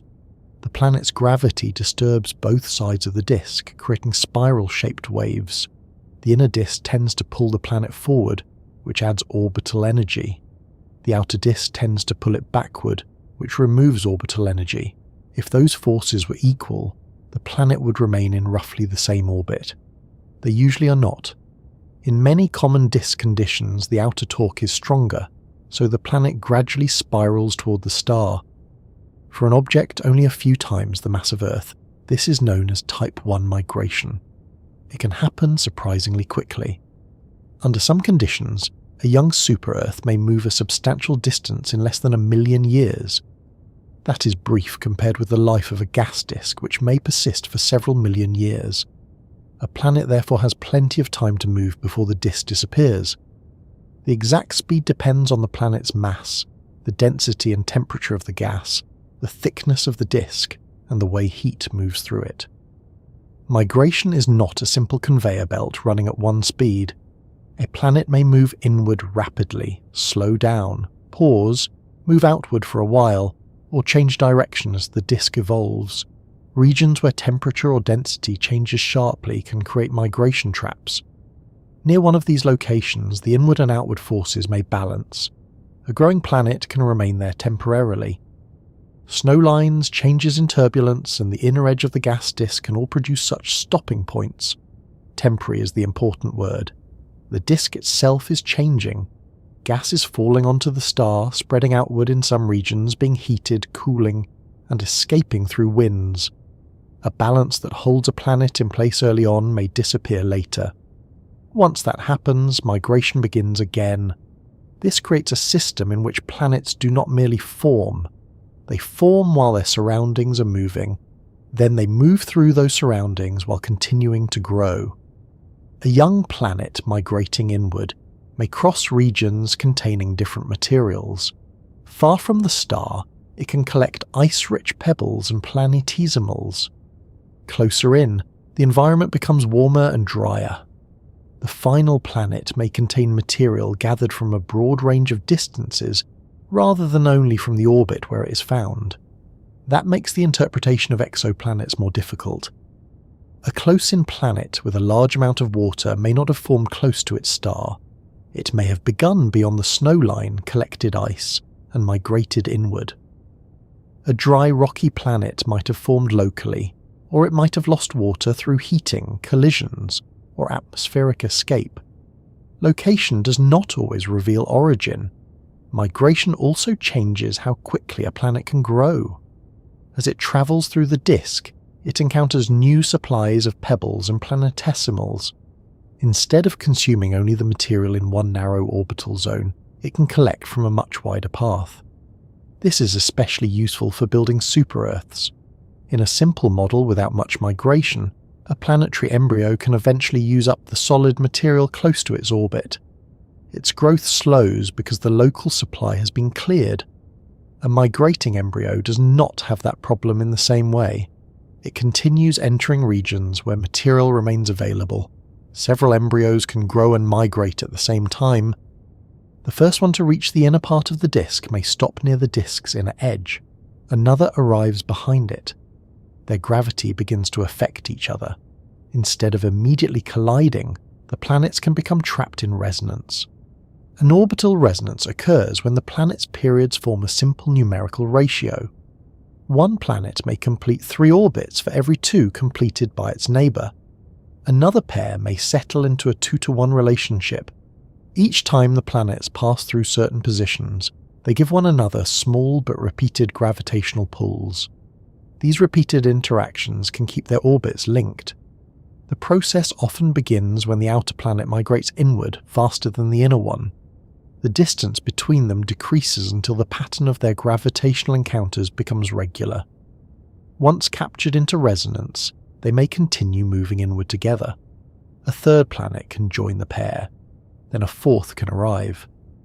The result is a resonant chain containing several worlds on compact orbits. This type of arrangement appears in both observations and simulations. Some known planetary systems still preserve clear resonant relationships. Others contain planets near simple ratios, suggesting that they may once have been in resonance before later interactions shifted their orbits. TRAPPIST-1 is one of the best-known examples. 7 roughly Earth-sized planets orbit a small red dwarf star, and the system contains a complex chain of resonances. The outer planets complete their orbits in patterns that keep their gravitational interactions organized. All 7 planets would fit well inside Mercury's orbit around the Sun. TRAPPIST-1 does not contain classic large super-Earths, but it demonstrates how many planets can migrate or assemble into a tightly packed configuration without immediately destroying one another. Other systems contain similar compact chains with planets larger than Earth. Kepler 223 includes 4 planets in a linked resonant arrangement. Their orbital periods follow a pattern that is difficult to explain through random placement. The system is generally interpreted as evidence that the planets migrated while the gas disk was present and became captured into resonance. During the disk phase, gas helps keep these chains stable. It reduces orbital eccentricity, which measures how stretched an orbit is, and it damps the planet's inclinations, keeping them in nearly the same plane. The gas acts as a stabilizing influence while migration pushes the planets together. Then the disk disappears. Ultraviolet radiation and winds from the young star remove gas. Material also continues falling onto the star. Within a few million years, the main gaseous structure fades. The planets remain, but the force that controlled their migration and softened their orbits is gone. Some resonant chains survive this transition, others do not. A tightly packed group can become unstable after the gas is removed. Small gravitational disturbances build over time. The planets may leave their resonances, cross one another's paths, and collide. Some are scattered into wider orbits, others fall toward the star, a few may be thrown out of the system entirely. Collisions between young super-Earths are common in many simulations. 2 planets merge, producing one larger world. Their rocky interiors combine, although part of their atmospheres may be lost. Repeated collisions can turn a chain of numerous embryos into a smaller group of more massive planets. This helps explain why many observed systems contain several planets that are close together but not in exact resonance. They may be the survivors of an earlier resonant chain. Their current spacing records a period of instability after the gas disappeared. The planets often remain in nearly circular, nearly flat orbits, because the instability is not always violent enough to scatter them far apart. They simply move from a highly organised resonant arrangement into a looser but still compact system. Our solar system's inner planets do not resemble that common pattern. Mercury, Venus, Earth, and Mars are widely spaced compared with many compact exoplanet systems. None is several times Earth's mass. No chain of planets orbits between Mercury and the Sun. The terrestrial planets are not arranged in the close resonances expected from a group that migrated inward together and remained there. This suggests that either the process did not occur here, or its results were erased. One possibility is that the young solar system never produced several rapidly growing inner embryos massive enough to migrate efficiently through the gas. Migration becomes stronger as planetary mass increases. If the inner building blocks remained small while the disk was present, they may not have travelled very far before the gas disappeared. Later, after the gas was gone, those smaller embryos could collide over tens of millions of years and form the terrestrial planets. In this scenario, Earth became large only after the main migration period had ended. That would explain why Earth did not join a compact chain near the Sun. It was not yet Earth when the disk was capable of carrying it there. The timing depends on how quickly the inner planets received solid material. A strong flow of inward drifting pebbles could build large cores early, producing migration and super-Earths. A limited supply could leave smaller embryos that grew slowly. Jupiter may have limited that supply by reaching pebble isolation mass early. Once its growing core disturbed the gas strongly enough, it could have created a pressure barrier outside its orbit. Pebbles drifting inward from the outer disk would collect there rather than continuing toward the Sun. If that happened early, the inner solar system would have been deprived of the material needed to build several massive cores while the gas was still present. The terrestrial embryos would remain small. Their migration would be weak. They would finish growing only after the disk had dispersed. Another possibility is that super-Earths did form and migrate inward, but they did not survive. In some models, a first generation of close-in planets spiraled into the Sun. They may have been lost because the inner edge of the disk did not provide a permanent stopping point, or because the edge itself moved inward as the star and disk evolved. A planet trapped at the inner edge is not necessarily safe. If the gas cavity shifts, the planet may follow it. Several planets pressing against one another in resonance can also push the innermost member closer to the star. Eventually, the first planet can cross into an unstable region and be consumed. The next planet then becomes the innermost one. It may also be pushed inward. Through this process, an entire chain can disappear. This sounds dramatic, but falling into a star is not unusual in planet formation models. Many disks may produce planets that are later lost. The systems we observe are not a record of everything they ever formed. They are a record of what survived. There is no direct evidence that the Sun swallowed a chain of super-Earths. The idea remains one possible explanation. If those planets existed very early, their material may have been absorbed so thoroughly that little obvious evidence remains. A more violent version suggests that inward migrating planets destabilized an earlier population of small bodies near the Sun. Collisions produced debris, and much of that debris spiraled into the star because of drag from the remaining gas. After this clearing event, the terrestrial planets formed from material farther out. Such models attempt to explain not only the absence of super-Earths, but also the low mass of Mercury and Mars and the sharp outer edge of the inner planet-forming region. They can reproduce some features of our system, though they depend on assumptions about the timing and masses of the original bodies. There is another reason migration may have behaved differently here. Giant planets can alter the movement of smaller planets. Jupiter and Saturn exerted strong gravitational effects on the disk and on one another. If they formed early enough, their resonances and migration could have changed the distribution of gas and solids across the entire system. A small planet moving inward may encounter a region influenced by a giant planet. Its migration can slow or reverse. Embryos can be trapped outside the giant. Material can be scattered inward or outward. Resonant relationships among the giants can reorganize the disk. This means the absence of close-in super-Earths may not be explained by one local event near the Sun. It may be connected to the history of planets that formed much farther away. The fate of migrating worlds also depends on the type of star. Around small red dwarfs, the disk is generally less massive, but the region where temperatures allow rocky planet formation lies closer to the star. Orbital periods are shorter, and migration can gather planets into very compact systems.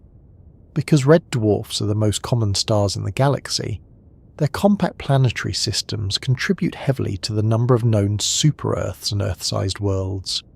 Around larger stars, disks can contain more material, potentially allowing cores to grow more rapidly.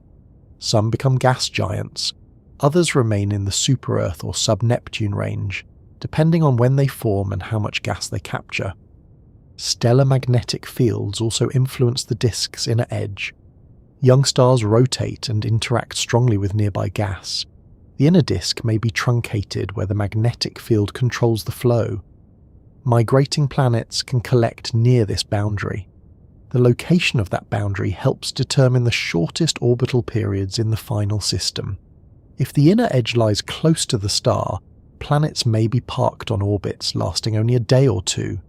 As the star evolves, the edge can move, and the planets may move with it. Some planets become so close to their stars that tidal forces begin to dominate their later evolution. A planet raises a tidal bulge on its star, and the star raises one on the planet. These bulges are not always aligned perfectly with the line connecting the two objects. The resulting forces exchange energy and angular momentum. For a close-in planet, tides can gradually make the orbit smaller and more circular. The planet's rotation may become synchronized, leaving the same side facing the star at all times. This is called tidal locking. A planet that migrated inward during the disk phase may therefore continue moving long after the disk is gone, though much more slowly. Over billions of years, tides can carry it closer to the star. In extreme cases, the planet may cross the Roche limit, where the star's tidal forces pull it apart. Astronomers have found worlds with orbital periods of less than 1 Earth day. These ultra-short period planets are often rocky and extremely hot. Many may be stripped cores of former sub-Neptunes. Others may have formed through collisions or lost their atmospheres after migration brought them close to their stars. Their surfaces can reach temperatures high enough to melt rock. A permanent day side may contain lava, while vaporized minerals form a thin atmosphere.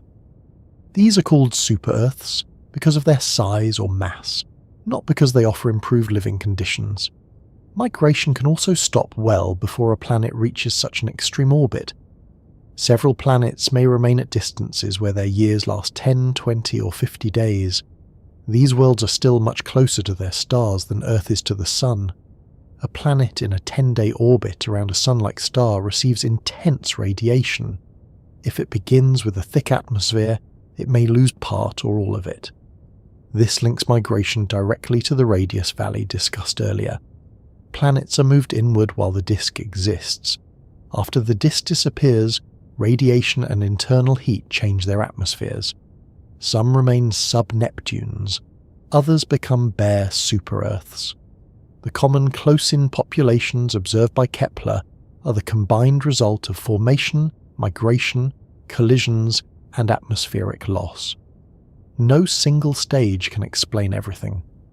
A planet's final radius may depend on how large its core grew before migration. Its present orbit may depend on resonance with neighbours. Its atmosphere may depend on how close migration carried it to the star. Its survival may depend on whether the system became unstable after the gas disappeared. Even planets that now appear calm may have experienced a complicated beginning. The orbital planes in many compact systems are remarkably flat. Several planets transit the same star, which can happen only if their orbits are aligned closely enough with our line of sight. This flatness is consistent with formation and migration inside a thin disk. Their spacing also often follows a pattern. Neighbouring planets tend to be separated by enough distance to avoid immediate instability, but they remain far closer than the planets in our solar system. Many neighbouring pairs lie just wide of exact resonances.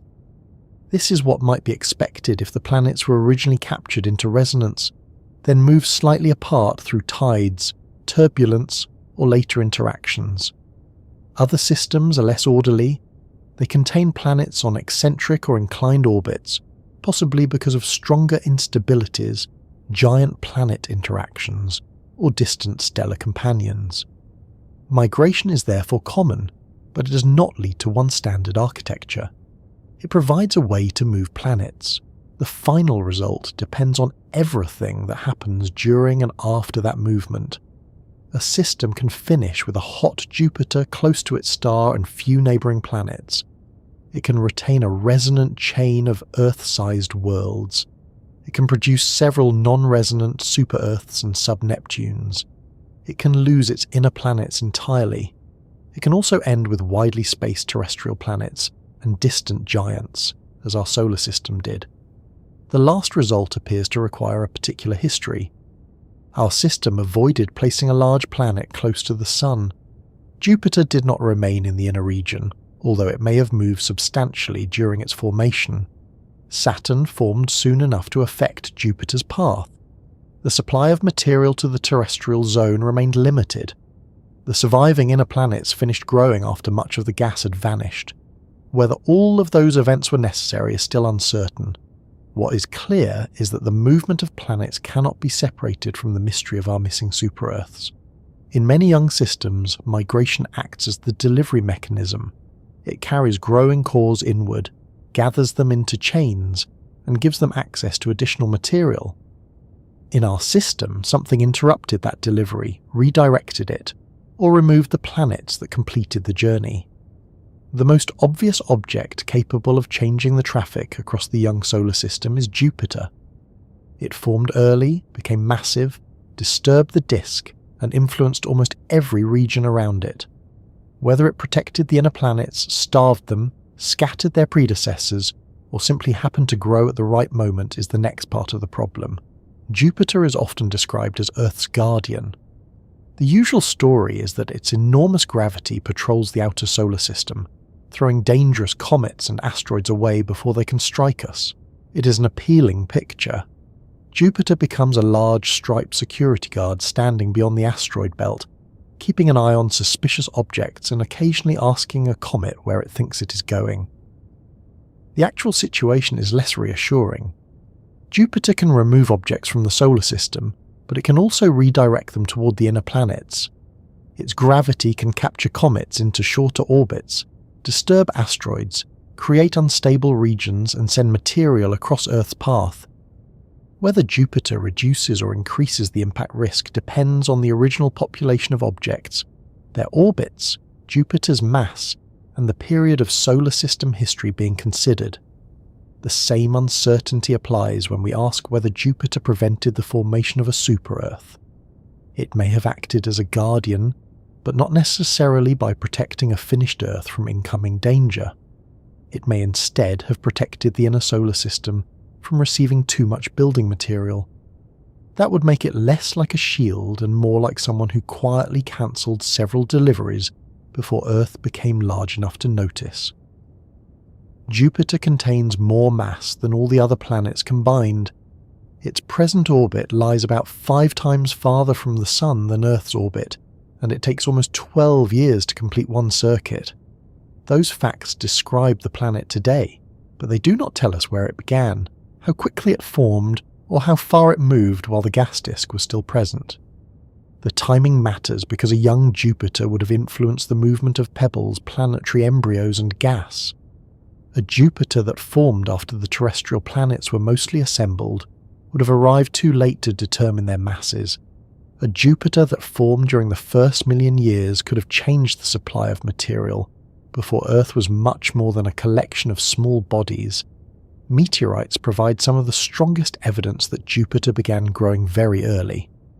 Meteorites do not all have the same isotopic composition.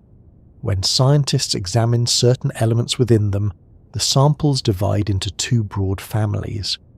These are often called the non-carbonaceous and carbonaceous reservoirs. The differences suggest that their parent bodies formed from material in separate regions of the young solar system. The separation appears to have lasted for several million years. That is surprising because gas, dust and pebbles in a protoplanetary disk normally move and mix. Something must have created a barrier between the two reservoirs. One influential interpretation is that the growing core of Jupiter produced that barrier. Isotopic dating led researchers to propose that Jupiter had reached roughly 20 Earth masses within the solar system's first million years. It then grew more slowly, reaching around 50 Earth masses after several million years, before rapidly collecting most of its gaseous envelope. The precise growth history depends on the model, but the meteorite evidence strongly supports an early separation of the disk consistent with Jupiter forming quickly. At first, a 20 Earth mass object would not have looked like the Jupiter we see today. It would have been a large planetary core surrounded by gas, still far below its final mass. Even so, it could already have altered the structure of the disk. Pebbles drifting toward the Sun lose orbital energy because they move through gas. Left undisturbed, a large supply from the outer disk can cross the region where Jupiter formed and continue toward the terrestrial zone. Those pebbles can feed embryos near the Sun, allowing them to grow quickly enough to become super-Earths before the gas disappears. A sufficiently massive core changes the gas pressure around its orbit. Material immediately outside the planet can collect near a pressure maximum. Pebbles drifting inward become trapped there because the pressure structure removes the headwind that had been causing them to lose orbital energy. Once the core reaches this pebble isolation mass, the flow of solids toward the inner system can fall sharply. The planet has not built a solid wall. Gas may still cross its orbit, and some dust or planetesimals may find ways through. Even so, it can greatly reduce the main inward delivery of pebble-sized material. Models of pebble accretion show that this isolation is a natural consequence of a growing core becoming massive enough to disturb its disk. This gives Jupiter a possible role in the missing super-Earth problem that does not require it to destroy anything. Imagine two young planetary systems with similar disks. In the first, no giant planet core forms early. Pebbles continue drifting inward for several million years.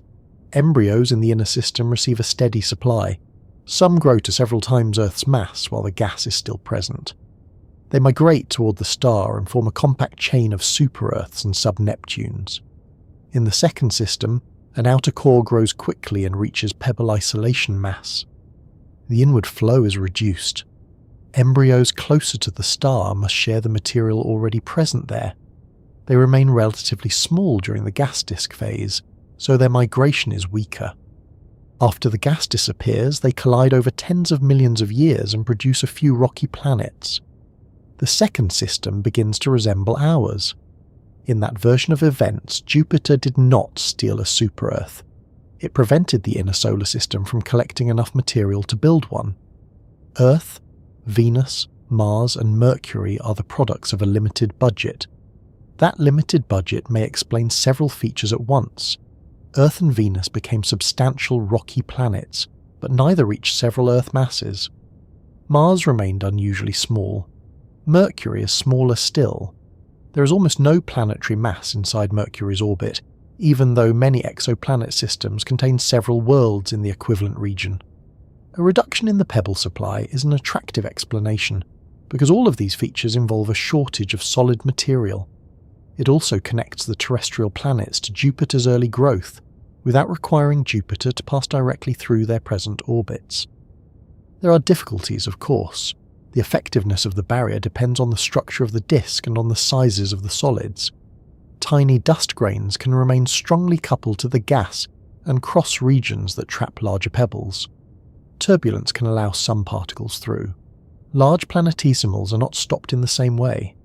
Material may also move through gaps along complex paths. Jupiter's core would not have turned the outer disk into a sealed warehouse with a sign reading "No deliveries beyond this point." The The question is how much the supply was reduced and whether the reduction occurred early enough. The meteorite reservoirs add another complication. Jupiter must have separated material efficiently enough to preserve their isotopic differences, but some exchange still occurred. Earth contains water and other volatile substances that probably came partly from material originating farther from the Sun. A perfect barrier would make that delivery difficult. The likely answer is that Jupiter's influence was strong but incomplete. It restricted the main flow while allowing smaller quantities of outer material to reach the terrestrial region through scattering, gas transport, or later impacts. A partial barrier is less satisfying than a perfect one, but nature frequently avoids giving its mechanisms convenient settings marked on and off. Jupiter may also have blocked entire planetary embryos rather than only pebbles.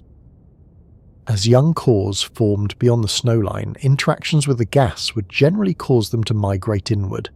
Without an obstacle, several might have reached the inner edge of the disk and become hot super-Earths or sub-Neptunes.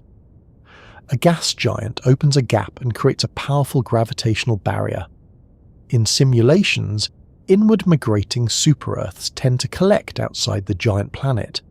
They become trapped in resonances, collide, or scatter one another. Some are ejected from the system. A minority can cross the giant planet's orbit and continue inward, but Jupiter and Saturn together make that passage more difficult. This led researchers to suggest that Jupiter may have prevented the growing cores of Saturn, Uranus and Neptune from migrating into the inner solar system. Without an early Jupiter, those bodies might have moved toward the Sun and become the close-orbiting super-Earths that our system lacks. This proposal gives a different meaning to the question of whether Jupiter stole our super-Earth.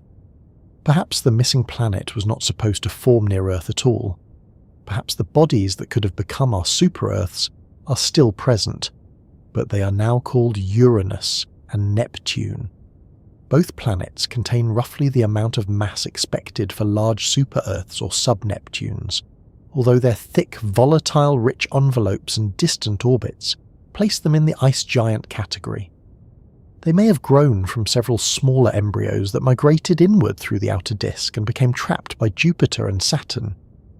Simulations of ice giant formation have explored this possibility. A population of planetary embryos beyond the gas giants migrates inward, but Jupiter and Saturn prevent the embryos from entering the inner solar system. The trapped bodies collide, allowing two surviving ice giants to grow. In that model, Jupiter does not remove a finished planet. It changes where the planetary cores accumulate and what they eventually become. Without the barrier, those same cores might have continued inward. Their final atmospheres would have depended on the available gas and the radiation they later received. Some could have become close-in sub-Neptunes. Others might have lost their atmospheres and ended as rocky super-Earths.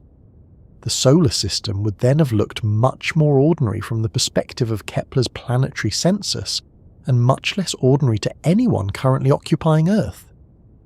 Blocking pebbles and blocking embryos are related ideas, but they are not identical.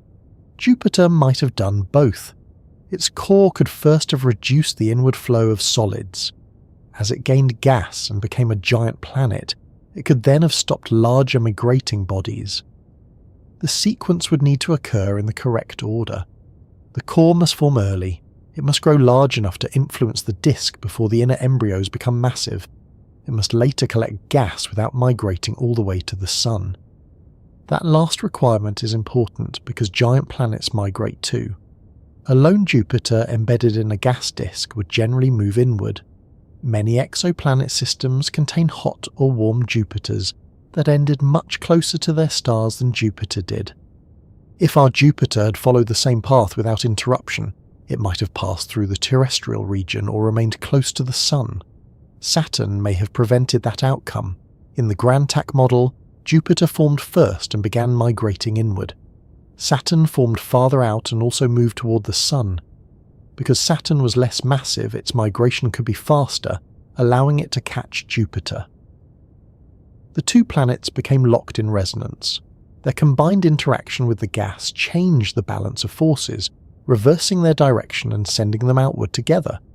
The name comes from sailing. A boat changes direction by tacking, and Jupiter's path in the model contains a similar turn. Jupiter moves inward, reaches a minimum distance, then moves outward after Saturn catches it. In the original version, Jupiter may have travelled inward to roughly 1.5 astronomical units, near the current orbit of Mars, before reversing. The exact turning point remains debated and depends on disk conditions, gas accretion rates, and the masses of Jupiter and Saturn. The important feature is the large excursion, not one perfectly established distance. Such a journey would have made Jupiter less of a stationary guardian and more of a construction vehicle moving through the building site while the concrete was still wet. As Jupiter migrated inward, it would have scattered some planetesimals and pushed others ahead of it through resonances. The region available for terrestrial planet formation could have been narrowed to a band ending near Earth's present orbit. When Jupiter reversed direction, it would have removed and redistributed additional material. This truncation offers an explanation for the small mass of Mars. Traditional simulations that begin with a smoothly distributed disk often build a Mars far larger than the real planet. If Jupiter cleared much of the material beyond about 1 astronomical unit, Mars would grow near the depleted outer edge and remain small. The same process could help explain the asteroid belt. Jupiter's movement would remove most of the original material, then repopulate the region with objects scattered from both the inner and outer solar system. This offers a way to produce the belt's low total mass and varied composition. The grand tack was not invented mainly to explain the absence of super-Earths. It was developed to address the terrestrial planets and asteroid belt. Once the abundance of close-in exoplanets became clear, researchers realized that Jupiter's migration might also explain why the region inside Mercury is empty. One proposed extension begins with an earlier generation of planets close to the Sun. These could have been super-Earths, or smaller bodies moving towards super-Earth mass. When Jupiter migrated inward, it trapped swarms of planetesimals in resonances and excited their orbits. Collisions ground much of the material into smaller fragments.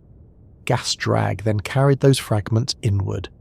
As the debris moved toward the Sun, it could interact gravitationally with the pre-existing inner planets.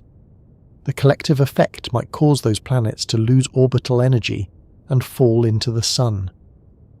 Afterward, Mercury, Venus, Earth, and Mars would form from the reduced material left behind. This is the closest major model comes to saying Jupiter destroyed our super-Earths. It is also one of the more speculative parts of the story. There is no direct evidence that several large planets once orbited inside Mercury. We have not found their remains arranged conveniently in a museum cabinet. The model demonstrates that such clearing is dynamically possible under certain assumptions. It does not prove that it happened. The original inner planets would need to form early, before Jupiter's migration. Jupiter and Saturn would need to follow something close to the grand tack path. The collisional debris would need to interact efficiently with the planets. The final disk would then need to produce the 4 terrestrial planets with acceptable masses and orbits. Each step can occur in simulations, but combining every step into one unavoidable history is more difficult. There are also alternative models that explain the small mass of Mars and the limited terrestrial disk without requiring Jupiter to move as close as 1.5 astronomical units. Some models begin with a naturally narrow concentration of solids near Earth's orbit. Others use an early instability among the giant planets to disturb and deplete the Mars-forming region. Disk pressure structures may concentrate material into rings before the terrestrial planets form. Jupiter remains important in many of these models, but its exact job changes. It may be a moving sculpture in one, a stationary barrier in another, and a source of later instability in a third. The phrase, "Jupiter stole our super-Earth," is therefore useful only as a question, not as a conclusion. A finished super-Earth may never have existed. Jupiter could have starved the region before one formed. The likely cause may have been stranded outside Jupiter and become the ice giants. An early population may have formed and then fallen into the Sun. Several of these effects could have occurred together. There is another way to test the idea. If Jupiter-like planets prevent close-in super-Earths, exoplanet surveys should find relatively few systems containing both. Early migration barrier models made exactly that prediction. A distant giant planet should block inward-moving cores. Systems with cold Jupiters should therefore be less likely to contain compact groups of super-Earths. Observations have not produced a simple answer. Several studies found that outer giant planets were at least as common, and possibly more common, around stars with inner super-Earths than around comparable stars without them.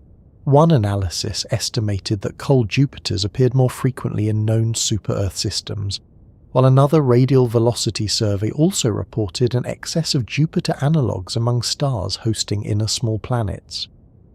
A later, carefully controlled survey of 38 Kepler and K2 small planet systems found no significant excess of cold Jupiters, but it also did not establish the strong anti-correlation predicted by the simplest barrier models. The sample was not large enough to settle the matter. Larger recent analyses continue to find that the relationship depends on how the planets and stars are selected. Stellar metallicity appears important because disks rich in heavy elements may be efficient at forming both inner small planets and outer giants. A 2025 analysis using a larger sample found the overall cold Jupiter rate in small planet systems to be consistent with the comparison population, while allowing a possible positive connection for massive, metal-rich stars. This does not eliminate Jupiter's role in our solar system. It shows that the presence of an outer giant is not enough by itself. A giant that forms late cannot stop embryos that have already migrated inward. A giant that forms far from the star may leave the inner disk unaffected. A smaller giant may not create the same barrier. Gas can carry material through gaps. Super-Earths may form locally from solids that arrived before the giant became massive. Some planets can scatter past the barrier. A system may also contain enough material to build both populations. The architecture depends on timing, location, disk mass, metallicity, migration speed, and the growth order of the planets. Jupiter may have prevented super-Earths here without every Jupiter-like planet doing the same elsewhere. That makes the solar system's history more specific. Jupiter may have been the first major core in the correct region. It may have reached pebble isolation mass early enough to reduce the inner supply. It may have gained gas quickly enough to block inward migrating embryos. Saturn may have formed at the correct time to stop Jupiter's own inward journey. Their later instability may have remained gentle enough to avoid destroying Earth and Venus. Change any one of those events, and the result could be different. A slower growing Jupiter might allow several embryos to pass inward before becoming a barrier. The inner solar system could acquire multiple super-Earths. A Jupiter that migrated farther inward and stayed there might become a hot or warm Jupiter, perhaps disrupting the terrestrial planets. A system without Saturn might fail to reverse Jupiter's migration. A weaker pebble barrier might allow Earth to continue growing, producing a planet several times its current mass. A more violent encounter among the giant planets could eject one of them or destabilize the rocky worlds. The familiar solar system may therefore depend less on Jupiter simply being present than on Jupiter doing several things at particular times. Was it a guardian? Possibly, although not in the usual comet deflecting sense. It may have guarded the inner system from excess mass. Was it a bully? Perhaps. Its migration and resonances could have scattered planetesimals, depleted the disk and removed an earlier generation of planets. Was it a cosmic bouncer? That may be the best of the three descriptions. A growing Jupiter could have stood between the outer supply and the inner system, blocking pebbles and turning back migrating embryos, though a few objects and plenty of smaller material still slipped past. Did it steal our super-Earth? There is no evidence that Jupiter quietly took one planet and placed it somewhere else. The more plausible claim is that it changed the conditions so thoroughly that a close-in super-Earth either never formed somewhere else, or did not survive. Jupiter may be the reason Earth is only one Earth mass.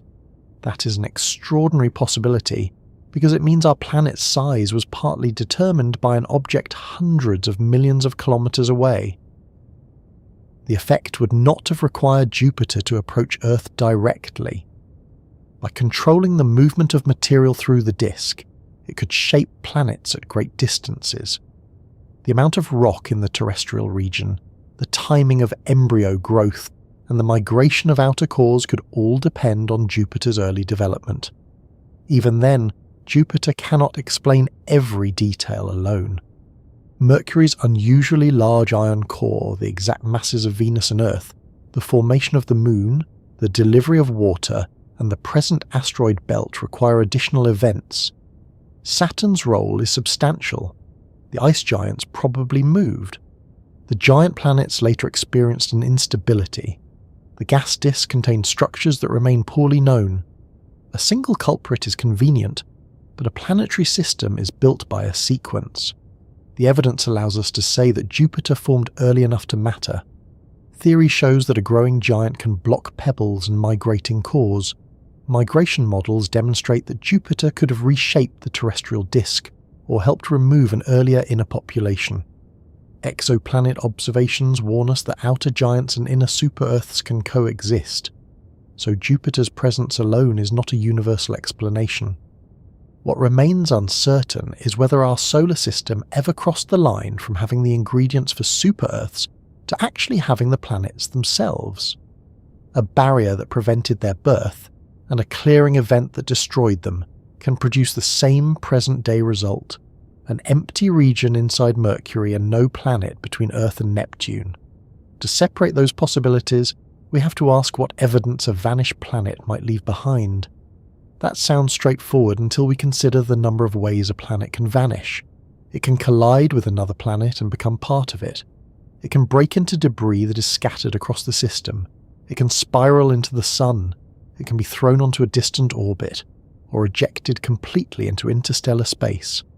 After more than 4.5 billion years, each route would leave a different collection of clues, and some might leave very little that we could recognize with confidence. At present, there is no direct evidence that a complete system of super-Earths once orbited close to the Sun. We have no surviving moon that can be confidently identified as part of one, no meteorite that comes with a return address reading former inner super-Earth, and no gap among the known planets that requires a missing body of several Earth masses. The idea comes mainly from computer models that try to explain why our system differs from the compact planetary systems found around many other stars. One influential model shows how early planets could have been removed, but other successful models begin without them. The most direct lost super-Earth scenario is connected to Jupiter's proposed inward and outward migration. In this version of the young solar system, solid bodies had already formed inside the region now occupied by Mercury. Some may have grown into short-period planets, possibly including super-Earths. Jupiter then migrated inward through the gas disk, reaching much closer to the Sun than its present orbit before Saturn helped reverse its direction. Jupiter would not have needed to collide with the inner planets. Its resonances could have pushed large numbers of planetesimals onto crossing orbits. Repeated collisions among those bodies would have produced a cascade of fragments. Gas drag would then cause much of the debris to drift toward the Sun. As the inward-moving material interacted gravitationally with any existing planets, it could remove orbital energy from them. The planets would gradually move closer to the Sun until they were swallowed.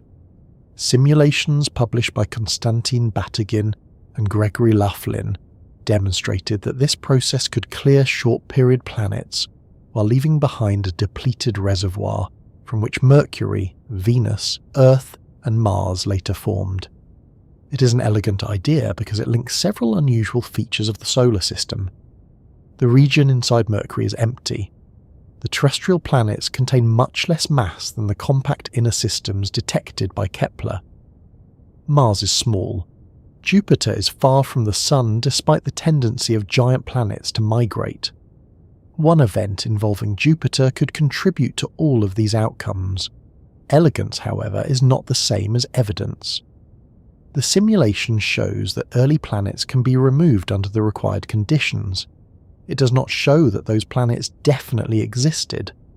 The calculation begins with an assumed inner population and explores what Jupiter's migration would do to it.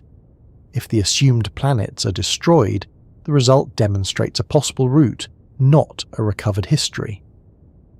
This distinction matters whenever scientists use simulations to reconstruct events that cannot be watched directly.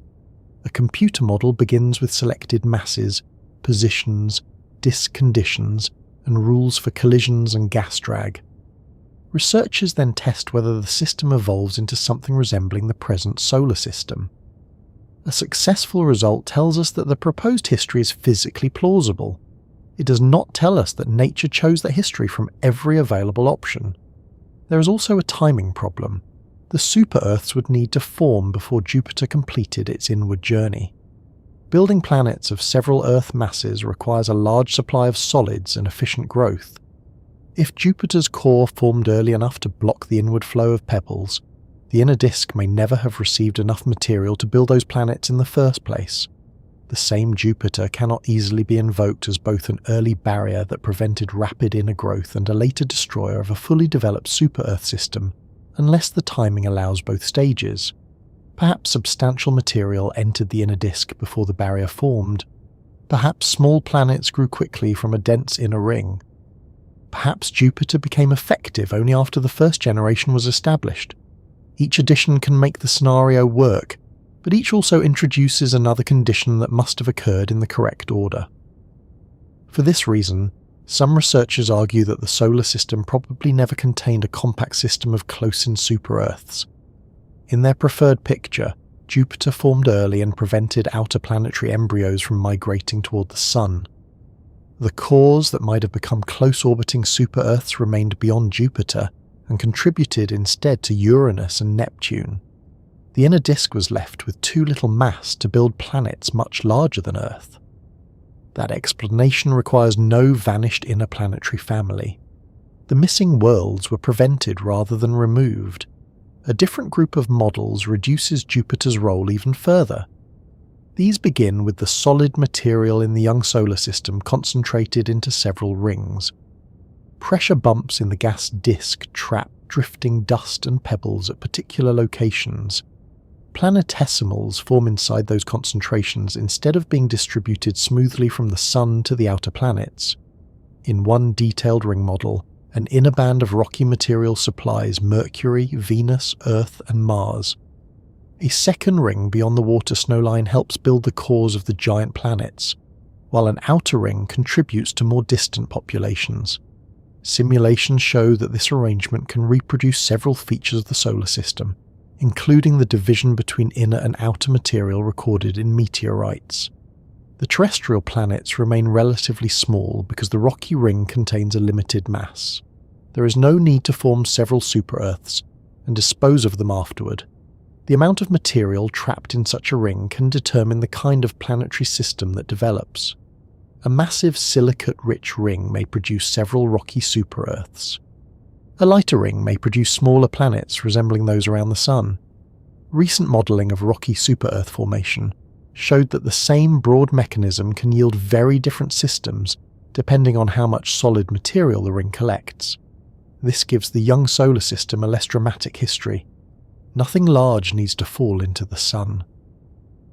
The disk simply begins with a distribution of material that favours 4 modest rocky planets, instead of a compact group of heavier ones. It may also explain why the emptiness inside Mercury is so complete. If planetesimals formed mainly in a ring centred farther out, the innermost disk could have contained dust and gas without producing many large solid bodies. The lack of planets close to the Sun would be a feature of the original construction zone, not the result of a later clearing event. Mercury might appear to challenge that idea because it does exist at the inner edge and has an unusual composition. About 70% of its mass is associated with its metal-rich core, far more than the approximate proportion found in Earth. One proposed explanation is that Mercury began with a larger rocky mantle and lost much of it in a giant collision. Models have shown that debris from such an impact might be removed by the strong wind of the young sun before it fell back onto the planet. It is tempting to wonder whether Mercury is the stripped remains of a super-Earth. The numbers make that unlikely. Mercury has only about 5.5% of Earth's mass. Even if we use a simplified calculation in which its present metal core once represented 30% of a more Earth-like planet, the original body would have had only around 13% of Earth's mass. The precise value depends on the assumed composition and how much material was removed. But restoring a missing mantle does not turn Mercury into a world several times more massive than Earth. Mercury may be the survivor of a severe collision, an unusual chemical environment near the Sun, or several related processes. It is not a hidden 5 Earth mass planet wearing a very small rocky coat. Venus and Earth contain more mass, but neither provides clear evidence of being assembled from the remains of an earlier super-Earth. Their growth involved many embryos and major impacts, as expected in terrestrial planet formation. Earth's moon probably formed after one such collision. This shows that large bodies disappeared as separate objects by becoming parts of the surviving planets. But those impactors were planetary embryos rather than a confirmed lost generation of close-in super-Earths. A planet does not need to leave a recognizable corpse. If an object collides with Earth, its core may merge with Earth's core, while its mantle mixes with the mantle or is partly ejected. Chemical and isotopic differences can sometimes preserve information about separate source regions, but billions of years of melting, differentiation, mantle circulation, erosion, and later impacts make it difficult to reconstruct every original body. Theia, the hypothetical impactor involved in the moon's formation, is a good example.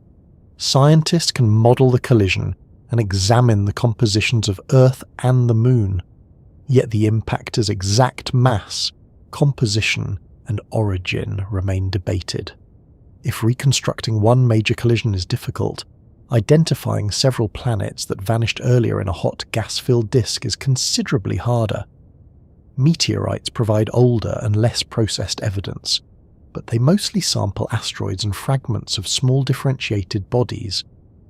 Their isotopic compositions reveal that the inner and outer solar system contain distinct reservoirs of material. They help constrain when Jupiter formed or when disk pressure barriers developed. They do not show that several Earth-mass planets occupied the region inside Mercury. The same meteorite evidence has been used to support both a growing Jupiter barrier and an earlier pressure bump in the disk, which illustrates how one observation can permit more than one physical explanation. The asteroid belt is another possible place to search for remains. Today, its total mass is very small compared with any terrestrial planet. It cannot be the intact rubble of several super-Earths unless almost all of the original material was removed. That removal is possible because Jupiter, resonances, collisions, and later instabilities heavily depleted the belt, but the surviving objects do not identify one specific lost planet. They show that the region experienced extensive mixing and depletion. Bodies from different parts of the disk were placed together. Many others were scattered, collided with planets, fell into the sun, or escaped. The belt is a collection of survivors, not an orderly storage shelf. Could the sun itself contain the answer? Stars can swallow planets. When rocky material enters a star's outer layers, it can alter the abundance of elements that condense at high temperatures. Astronomers have found chemical differences between stars born together that are consistent with one member ingesting planetary material. A 2024 study of conatal stellar pairs identified evidence of planetary ingestion in at least 7 cases among the 91 pairs included in its main analysis, showing that engulfment is not merely a theoretical possibility. The Sun is harder to diagnose because it does not have a confirmed stellar twin born from exactly the same material beside it. Its present composition can be compared with similar stars, but differences may arise from the chemical evolution of the galaxy, the Sun's birthplace, planet formation, diffusion inside the star, or ingestion. A 2026 analysis of solar twins found that much of the Sun's apparent chemical peculiarity could be explained by galactic chemical evolution rather than by a clear record of swallowed planets. That work does not prove the Sun ate nothing. It shows how difficult it is to turn stellar abundances into a reliable list of missing worlds. Timing creates another complication. A young sun had a much deeper convective outer layer than it has now. Rocky material swallowed early would have been diluted through a large amount of stellar gas. The chemical signal from several planets could become weak or ambiguous. By the time the sun's outer mixing layer became shallower and easier to alter measurably, the main gas-driven migration period was already over. The sun could therefore have consumed planets without preserving an obvious surface label. Lack of a clear chemical signature does not rule out engulfment, but neither does the general fact that other stars consume planets establish that our sun consumed super-Earths. Another possible destination is interstellar space. Gravitational encounters can eject planets, especially in systems containing multiple giant planets. A super-Earth scattered by Jupiter might receive enough energy to escape the Sun entirely. Once gone, it would leave no objects nearby to examine. Free-floating planets discovered elsewhere in the galaxy show that planetary ejection occurs, although their original systems are usually unknown. Ejecting a low-mass planet from the inner solar system is not as simple as nudging it outward once.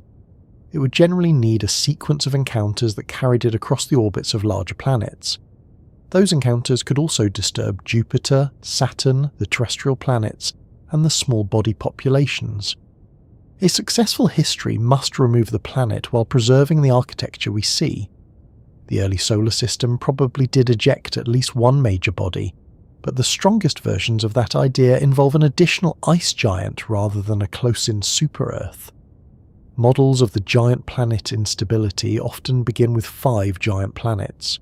Jupiter has a close encounter with the extra planet and throws it out of the system, while the 4 known giants survive. That missing body would have been more similar to Uranus or Neptune than to a rocky super-Earth near the Sun. This demonstrates that a planet can vanish without leaving an easily identifiable remnant. It does not establish that the same thing happened in the terrestrial region. The giant planet instability may have shaped the inner solar system in another way. If it occurred while the terrestrial planets were still growing, resonances associated with Jupiter and Saturn could remove material from the Mars-forming region and the asteroid belt. Numerical experiments show that an early instability can help keep Mars small while allowing Earth and Venus to grow closer to the Sun. This model begins with embryos and planetesimals rather than a complete system of super-Earths. The instability depletes selected regions before the inner planets finish assembling. Once again, the solar system's low mass can be explained by interrupting growth instead of destroying finished planets. The main alternatives can therefore be placed into 2 broad families. In one family, the young inner solar system began with enough material to make close-in planets larger than Earth.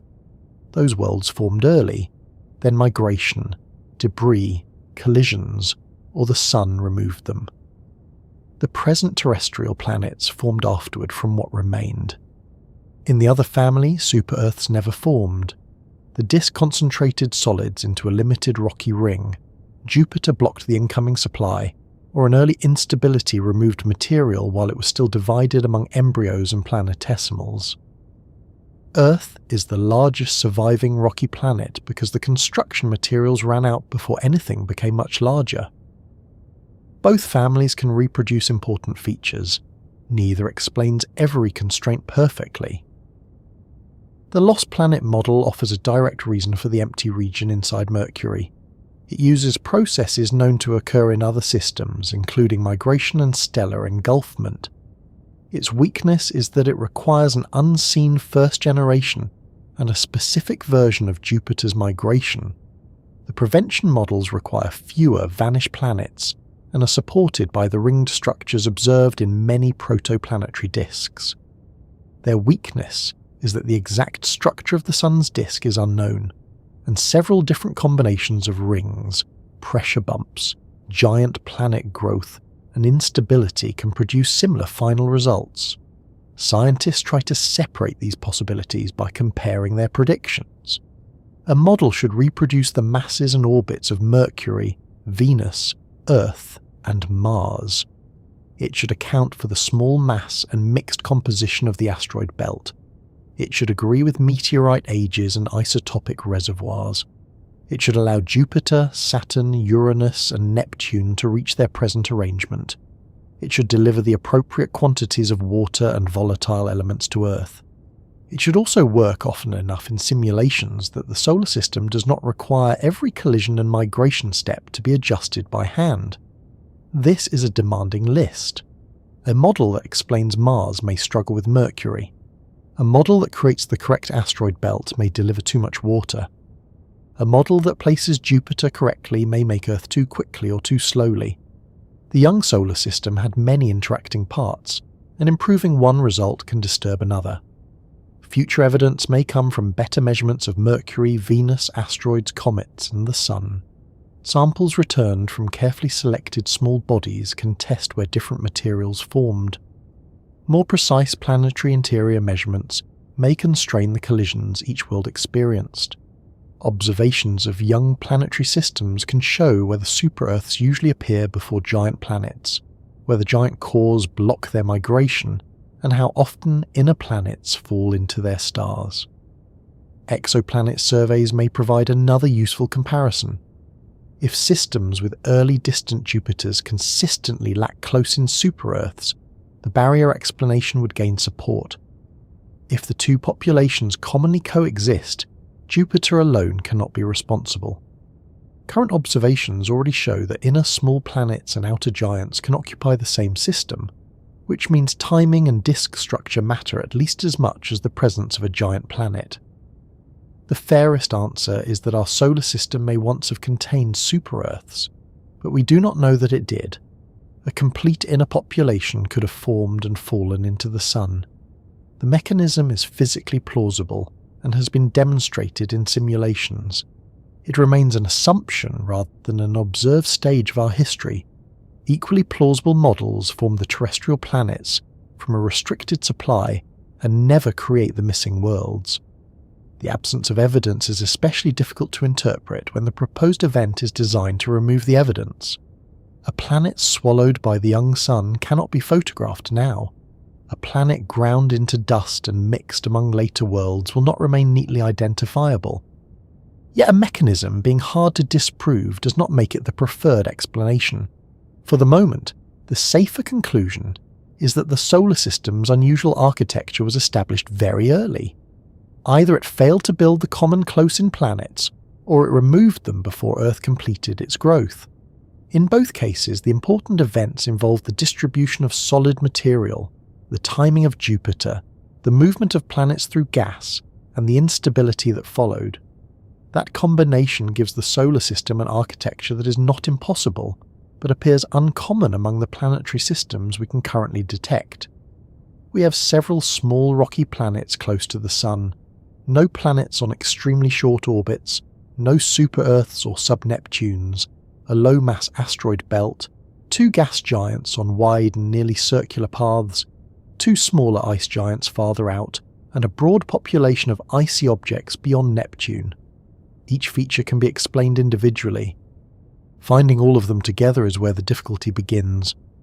Before exoplanets were discovered, this arrangement seemed like a reasonable model for planetary systems in general. The warmer region near a star produced rocky planets because only heat-resistant materials could remain solid there. The colder outer region provided ice as well as rock, allowing planetary cores to grow quickly and capture large quantities of gas. Small planets belonged near the star. Giants belonged farther away. The solar system appeared to demonstrate the basic rules. Thousands of exoplanet discoveries showed that those rules describe possibilities rather than fixed instructions. NASA's confirmed exoplanet count reached 6,000 in 2026, and the known population includes hot Jupiters, compact groups of super-Earths, sub-Neptunes, planets orbiting 2 stars, and systems whose entire known planetary family would fit inside Earth's orbit. Our arrangement is only one result among many. The first unusual feature is the emptiness close to the Sun. Mercury is the innermost planet, but its average distance from the Sun is about 58 million kilometres. Its year lasts 88 Earth days. That sounds close until we compare it with exoplanet systems containing planets that complete an orbit in 10 days, 3 days, or less than 1 day. Many known systems have several planets inside the equivalent of Mercury's orbit. These worlds are not distributed randomly. They often form closely packed groups with neighbouring planets separated by modest distances. Some are near orbital resonances, which suggests that they migrated through a gas disk before settling into their present arrangement. The solar system has enough room inside Mercury's orbit for several of these compact planetary paths, yet the region contains no known planet. There may be small asteroids close to the Sun, and hypothetical populations such as volcanoids have been proposed, but searches have not revealed a substantial hidden planet. A world even roughly the size of Earth in that region would produce noticeable gravitational and observational effects. This inner emptiness is not merely a consequence of Mercury being small, it reflects a lack of planets across a wide range of possible short periods. We have no ultra-short period rocky world, no hot super-Earth, and no warm sub-Neptune. The absence could mean the young solar system never concentrated enough solid material close to the Sun. It could mean an early population migrated into the Sun. It could also reflect the movement of the disk's inner edge. Each possibility changes the story, but the present result is the same. Our planetary family begins unusually far from its star compared with many systems found through transit surveys. Some of the apparent contrast comes from detection bias. Short-period planets are easier to discover. They transit more often, have a higher chance of crossing their stars from our viewpoint, and create stronger gravitational signals than equally massive planets on wide orbits. A telescope designed to find transits will naturally collect systems packed close to their stars. Our current catalogue therefore exaggerates the prominence of compact systems. Distant solar system-like planets require longer observation periods and more sensitive instruments. A Jupiter analogue takes nearly 12 years to complete one orbit, while a Neptune analogue takes about 165 years. Confirming either can demand a substantial portion of an astronomer's career, which is a rather severe method of encouraging professional commitment. The bias does not make compact systems imaginary. Statistical corrections still show that close-in super-Earths and sub-Neptunes are common. It simply means we should not compare the raw number of detected compact systems with the solar system and conclude that almost every star looks unlike the Sun. The true frequency of systems like ours remains uncertain, because the planets that define our architecture are among the hardest to find. Even with that caution, the missing planets between Earth and Neptune remain striking. Super-Earths and mini-Neptunes are common among known exoplanets, while our system contains no equivalent. NASA describes super-Earths as a class unlike anything in the solar system, with possible compositions ranging from rock to gas-rich mixtures, and notes that these worlds are common among the planets discovered so far. Earth is the largest terrestrial planet, with only slightly more mass than Venus. Neptune is more than 17 times Earth's mass. There is nothing between them. That gap may be telling us that the inner planets stopped growing unusually early. Earth and Venus collected enough material to become large rocky worlds, but not enough to develop into the heavier cores commonly seen elsewhere. Mars remained much smaller, and Mercury contains only a fraction of Earth's mass. A 2018 review comparing solar system formation with exoplanet systems argued that our architecture may be unusual at approximately the 1% level among Sun-like stars, although the estimate depends strongly on how a solar system analogue is defined and on the incompleteness of exoplanet surveys. The same review emphasised that our system may be the outcome of several uncommon events, rather than one extraordinary event. That distinction is important. A person who rolls 4 dice and receives 4 sixes has not witnessed an impossible event. Each die behaved normally. The unusual part is the combination. The solar system may be similar. Jupiter formed through ordinary physical processes, Saturn formed through ordinary physical processes. Rocky planets grew through collisions. Migration and instability occurred. None of those events needs new physics. The rarity may come from their order, timing, and severity. Jupiter's core may have formed early enough to limit the inward flow of pebbles. The interplanetary embryos may then have remained too small to migrate far through the gas. Saturn may have formed at the right time to influence Jupiter's movement and prevent it from becoming a hot Jupiter. The later instability among the giant planets may have been strong enough to rearrange them, but not strong enough to remove Jupiter, Saturn, Earth, or Venus. Many systems probably fail at one of those points. A giant planet may migrate inward and become a hot Jupiter. Its movement can disturb or remove smaller inner planets. A system of super-Earths may form before an outer giant becomes large enough to block them. Several giant planets may scatter one another onto eccentric orbits. One may be ejected. Another may move close to the star. The inner planets may collide or be thrown away during the disturbance. Our giant planets have comparatively low orbital eccentricities. Their paths are not perfect circles, but they are far less stretched than those of many giant exoplanets.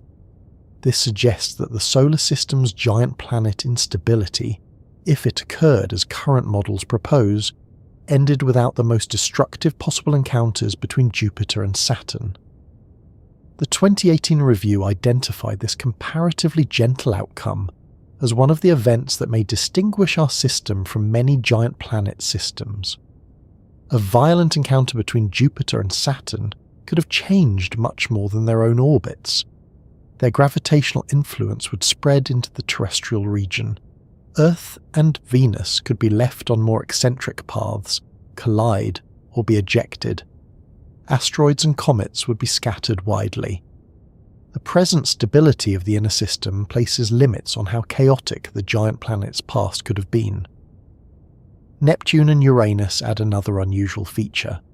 Their masses are similar enough for both to be called ice giants, yet their positions and internal structures are not easy to reproduce in formation simulations. At their present distances, the disk may have contained too little solid material for their cores to grow quickly before the gas disappeared. Many models therefore place their formation closer to the Sun, followed by outward movement during the giant planet instability. They may also be the survivors of a larger original group. Some simulations begin with an additional ice giant that is later ejected by Jupiter. Losing one large planet can help the remaining 4 giants reach their current orbits. If that happened, the solar system's present family photograph is missing someone, although the missing object would probably have resembled Uranus or Neptune more than a rocky super-Earth.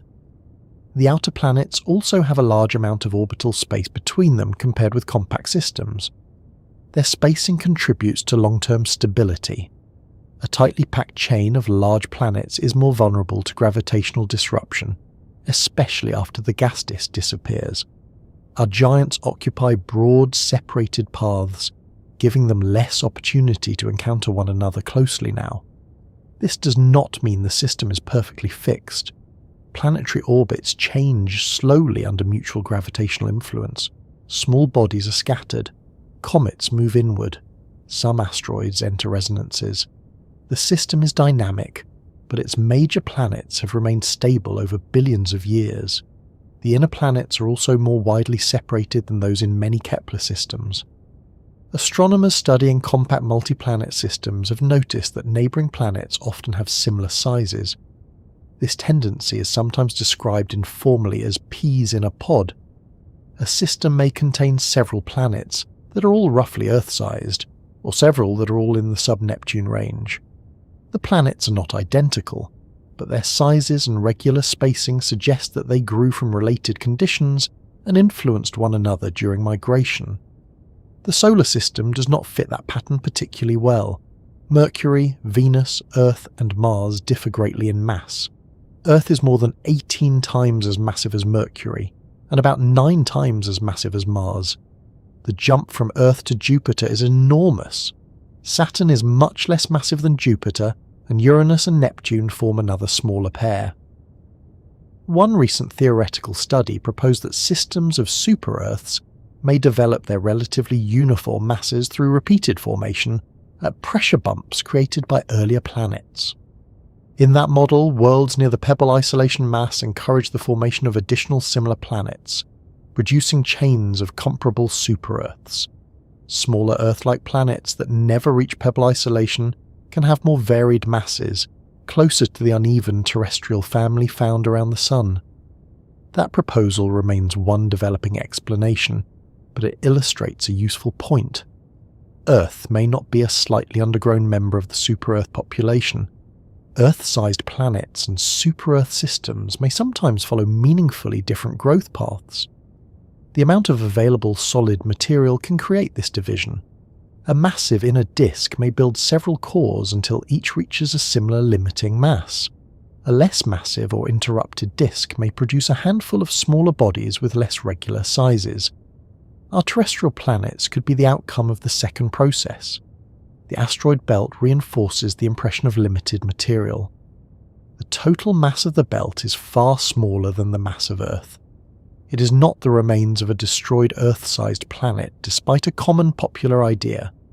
Its objects occupy a region where a planet might seem able to form, but Jupiter's resonances, the growth of the terrestrial planets, and later instabilities prevented the material from collecting into one large world. The belt's small mass and mixture of compositions suggest that most of its original material was removed, and that surviving objects came from different parts of the early disk. A successful solar system model must explain why the belt exists, why it is so depleted, and why it contains both relatively dry and volatile-rich bodies. Compact exoplanet systems often do not have an obvious equivalent. This does not prove that they lack asteroid belts. Small belts are extremely difficult to detect around distant stars. Dusty debris disks can be observed in some systems, but a mature belt with as little material as ours could remain invisible. This is a recurring problem when judging whether the solar system is unusual. We know our own system in unreasonable detail. We have landed on planets and moons, returned asteroid samples, measured meteorites in laboratories, monitored planetary motion for centuries, and sent spacecraft beyond Neptune. Most exoplanet systems are represented by a few measurements of starlight.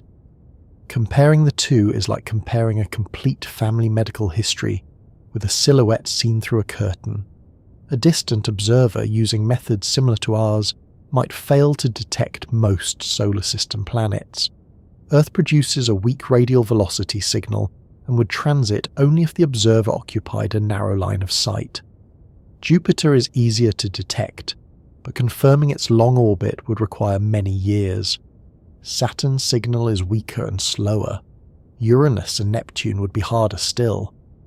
The 2018 Formation Review noted that, with the detection technology available at the time, Jupiter might have been the only solar system planet readily detectable from another star. Such an observer could classify the Sun as a star with one cold giant and remain unaware of the rocky planets, Saturn, the ice giants, the asteroid belt, and nearly everything else that defines the system. Detection technology has improved since then, but the underlying problem remains. We do not yet have a complete census of true solar system analogues. Some systems initially described as similar turn out to be different when examined closely. Kepler-90 contains 8 known planets and has small worlds inside larger ones, which resembles the broad ordering of our planets. Yet all 8 Kepler-90 planets orbit within roughly Earth's orbital distance. It is an extremely compact system, and its inner planets are too hot to be close Earth equivalents. Other systems contain a Jupiter-like planet on a wide orbit but no detected Earth analogue. That may mean there is no rocky planet, or it may mean the rocky planet is too small to detect. Some contain inner super-Earths as well as outer giants, demonstrating that a cold Jupiter does not always prevent close-in planets from forming. Research into the relationship between inner super-Earths and outer giants has produced mixed results. One influential study found that cold Jupiters appeared more frequently around stars already known to host super-Earths, and concluded that solar system-like systems with a cold Jupiter but no inner super-Earths should be rare. Later surveys have not always recovered the same strength of correlation. Samples remain limited because detecting both populations in one system requires combining short-period planet searches with observations lasting many years. Stellar metallicity, selection effects, and the precise definitions of super-Earth and cold Jupiter can all change the result. What can safely be said is that outer giants and inner super-Earths are capable of forming together. Jupiter's existence alone does not guarantee an empty inner region. The timing and location of its formation must matter. The Sun itself is fairly ordinary in some ways. It is a middle-aged, hydrogen-burning star of a common general type, although stars smaller and cooler than the Sun are much more numerous in the galaxy. Its chemical composition is not extreme, and is not part of a close binary system. That last feature may have helped the planets remain relatively orderly. Many stars have stellar companions. A nearby companion can truncate the planet-forming disk, disturb planetary orbits, and influence the delivery of comets. Stable planetary systems can still form around one or both stars, but the available architectures become more complicated. The Sun may also have formed in a stellar cluster, as most stars probably do, then drifted away from its siblings. Close encounters during the cluster phase could have affected the outer solar system, although there is no agreed reconstruction of the Sun's original neighbourhood. Any encounter strong enough to alter Neptune or the Kuiper belt would need to occur without severely disturbing the inner planets. Another unusual feature may be the balance between movement and survival. The solar system was active enough to mix materials and deliver water-bearing bodies toward Earth. It was not so active that Earth was moved close to the Sun or thrown out. Jupiter altered the disk without remaining in the terrestrial region. The giant planets shifted without destroying the rocky planets. Large impacts occurred, including the event associated with the Moon's formation, but Earth remained in a suitable orbit afterward. This balance can look remarkably fortunate, although we must be careful about interpreting it. We observe the solar system from a planet whose history allowed observers to evolve.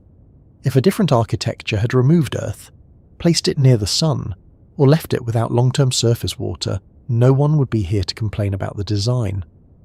This creates a selection effect. We should not be surprised to find ourselves in a system compatible with our existence, even if such systems are uncommon. That reasoning does not explain how the system formed. It only warns us not to confuse compatibility with purpose. Jupiter did not form in order to protect Earth. The Moon did not form in order to stabilize anything. The solar system did not arrange its planets with future biology in mind. Physical events produced many outcomes, and life appeared in at least one outcome where conditions remained suitable. It is also possible that systems unlike ours are equally capable of supporting life. A compact system can contain a temperate rocky planet, especially around a small cool star. A system with super-Earths may provide stable climates or long-lived atmospheres. A planet larger than Earth might remain geologically active for longer. A system without a Jupiter could avoid some disturbances while still delivering water through other routes. Our system is the only known example with life, but one example is not enough to identify which architectural features are necessary and which are merely historical details. The absence of a close-in super-Earth may have helped Earth remain on its current orbit. A several-Earth mass planet nearby could disturb Earth's eccentricity, alter impact rates, or change the delivery of water. It might also exist peacefully, depending on its exact orbit and the arrangement of the other planets. There is no universal rule that a super-Earth would make an Earth-like planet impossible. Known multi-planet systems show that several closely spaced worlds can remain stable for billions of years. Resonances and regular spacing can preserve order even when the system looks crowded by our standards. Likewise, Jupiter's presence may have influenced Earth's water supply and impact history, but whether it increased or decreased habitability depends on which objects and time periods are considered. The simple picture of Jupiter as a shield has been replaced by a more complicated role involving both removal and delivery. The The solar system's unusual character is therefore architectural rather than obviously biological. It contains an uncommon combination of planet sizes, spacings, and orbital histories. It lacks the close-in worlds that dominate many exoplanet catalogues. It kept its largest planet far from the Sun. Its giant planets retained relatively calm orbits. Its terrestrial region received enough material to build Earth and Venus, but not enough to build several super-Earths. Its later instability did not erase the inner system. The result may have required several events to occur within limited ranges. Jupiter had to grow early, but not migrate too far. Saturn had to influence Jupiter, but not destabilize it completely. The rocky planets had to grow slowly enough to avoid strong gas-driven migration, yet quickly enough to form before the remaining material was removed. The giant planet instability had to rearrange the outer system without making Earth's orbit uninhabitable. None of those events was individually impossible. Together they produced a planetary family that appears unusual among the systems currently known. The word unusual should remain provisional. Future telescopes may discover many distant systems with small rocky planets, empty close-in regions, and cold giants on wide orbits. Current instruments are better at finding the systems least like ours in precisely the ways that matter here. A complete comparison requires detecting Earth-sized planets on year-long orbits and Neptune-sized planets taking more than a century to circle their stars. That work will continue for decades. As the census improves, the solar system may become less strange. It may turn out to represent a quiet but difficult to detect class. Alternatively, improved surveys may confirm that systems like ours are genuinely rare, and that most planetary disks produce compact super-Earths, migrating giants, or both. Either result would be important. A common solar system architecture would show that our present sample was shaped heavily by observational bias. A rare architecture would tell us that Earth's formation depended on a narrow sequence of events.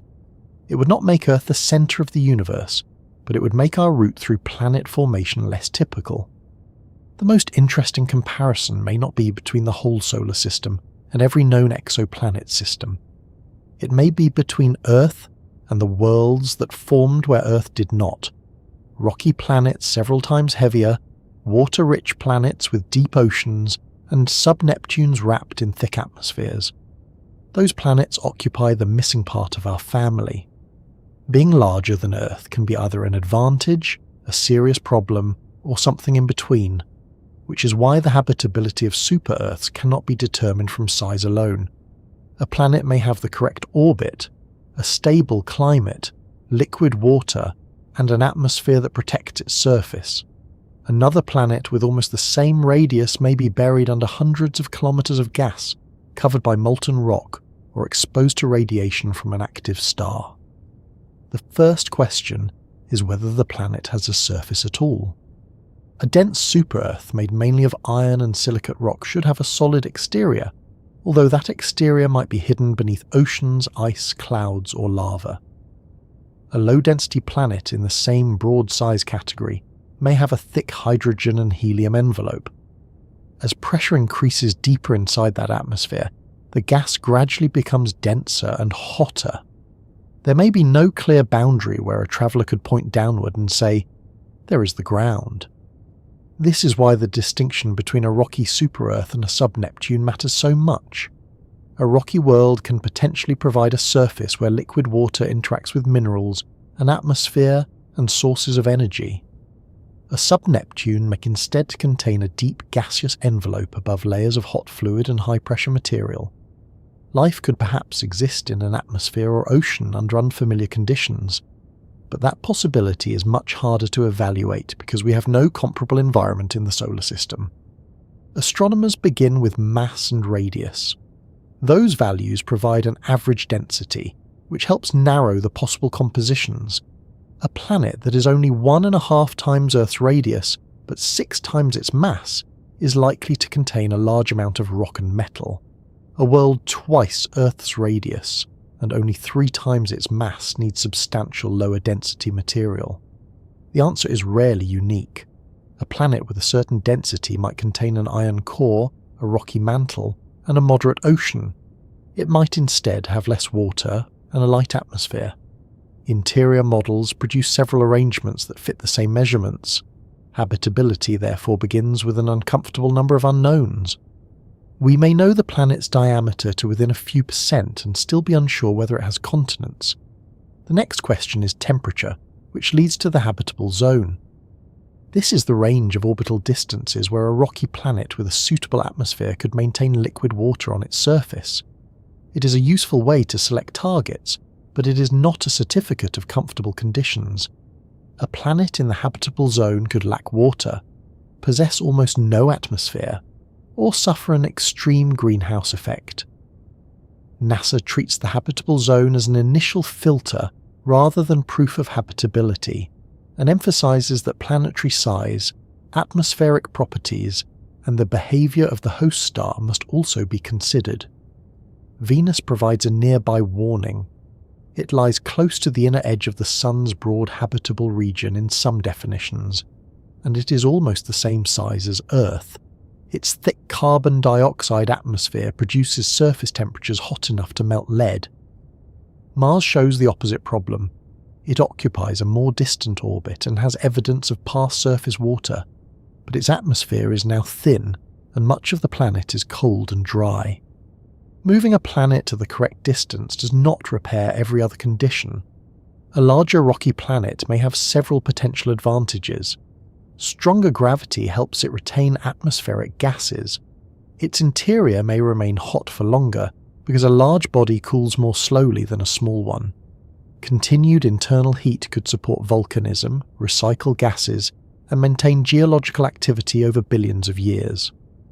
Mars lost much of its early geological activity partly because it is small. Its interior cooled relatively quickly, its global magnetic field weakened, and its atmosphere became vulnerable to erosion. A super-Earth might avoid some of those problems. Greater mass does not guarantee an Earth-like outcome, however. Stronger gravity can produce a much thicker atmosphere. If the planet collects hydrogen and helium from the protoplanetary disk, it may hold those gases far more successfully than Earth did. Even a small envelope by mass can create high surface pressure and strong greenhouse warming. A planet several times Earth's mass might also retain large amounts of carbon dioxide, water vapor, methane, or other gases released by volcanoes. Without an effective way to remove or store them, the atmosphere could become dense and hot. Earth's climate is influenced by a long-term carbon cycle. Carbon dioxide is released through volcanism, removed from the atmosphere through reactions involving water and rock, carried into the planet by moving tectonic plates, and later returned through geological activity. This feedback helps regulate climate over long periods, although it has not prevented major climate changes. Whether super-Earths have plate tectonics is uncertain. Larger planets contain more internal energy, which could encourage mantle movement. Their greater gravity also increases pressure and may strengthen or compress the outer shell in ways that make plate motion more difficult. Different models have reached different conclusions because tectonics depends on rock properties, water content, temperature, mantle circulation, and the history of the surface. A super-Earth might have active plates, a single unmoving lid, repeated episodes of resurfacing, or a style of geology unlike anything found on Earth. Studying the hot super-Earth GJ486b, for example, researchers modelled forms of hemispheric mantle circulation that could arise on a tidally locked world, demonstrating that the interior behaviour of these planets may differ substantially from the familiar tectonic patterns of Earth. A magnetic field presents another uncertainty. Earth's field is generated by moving electrically conductive material in its liquid outer core. It redirects much of the charged particle flow from the Sun and helps reduce direct erosion of the atmosphere. A massive rocky planet may have a large metal core, but that does not automatically produce a strong magnetic field. The core must contain moving liquid, release heat in the correct way, and maintain convection. A planet can be large enough for its interior to remain hot, while also having pressures that change how its core solidifies. Slow rotation may alter the shape and strength of the field. Magnetic fields are also difficult to detect around small exoplanets. Astronomers can model what might happen, but they usually cannot measure the field directly. A world listed as potentially habitable may have a powerful magnetosphere, a weak irregular field, or none at all. The host star may matter as much as the planet. Many of the most accessible potentially temperate super-Earths orbit red dwarfs. These stars are smaller, cooler, and much dimmer than the Sun. Their habitable zones lie close to them, allowing planets in temperate conditions to complete an orbit in days or weeks. This creates an observational advantage. A close planet transits often, giving astronomers repeated chances to measure it. The planet also blocks a larger fraction of a small star's light than it would block from a Sun-like star. The gravitational pull on the star is easier to detect. The disadvantage is that red dwarfs can be highly active, especially when young. They produce flares and strong ultraviolet and X-ray radiation. Their stellar winds can affect atmospheres at close range. A planet may currently receive a comfortable amount of total energy, while having spent its youth exposed to conditions capable of removing water and gas. A red dwarf also changes slowly as it settles onto the main sequence. During its long early phase, it can be brighter relative to its later output. A planet now sitting in the habitable zone may once have experienced intense heating. Oceans could evaporate, water vapor could rise into the upper atmosphere, and ultraviolet radiation could split the molecules. Hydrogen escapes easily, potentially leaving the world dry and enriched in oxygen that was not produced by life. Models of water evolution around late red dwarfs show a wide range of outcomes. A rocky super-Earth can retain large water reserves, become an ocean-covered world, or lose enough water to become dry.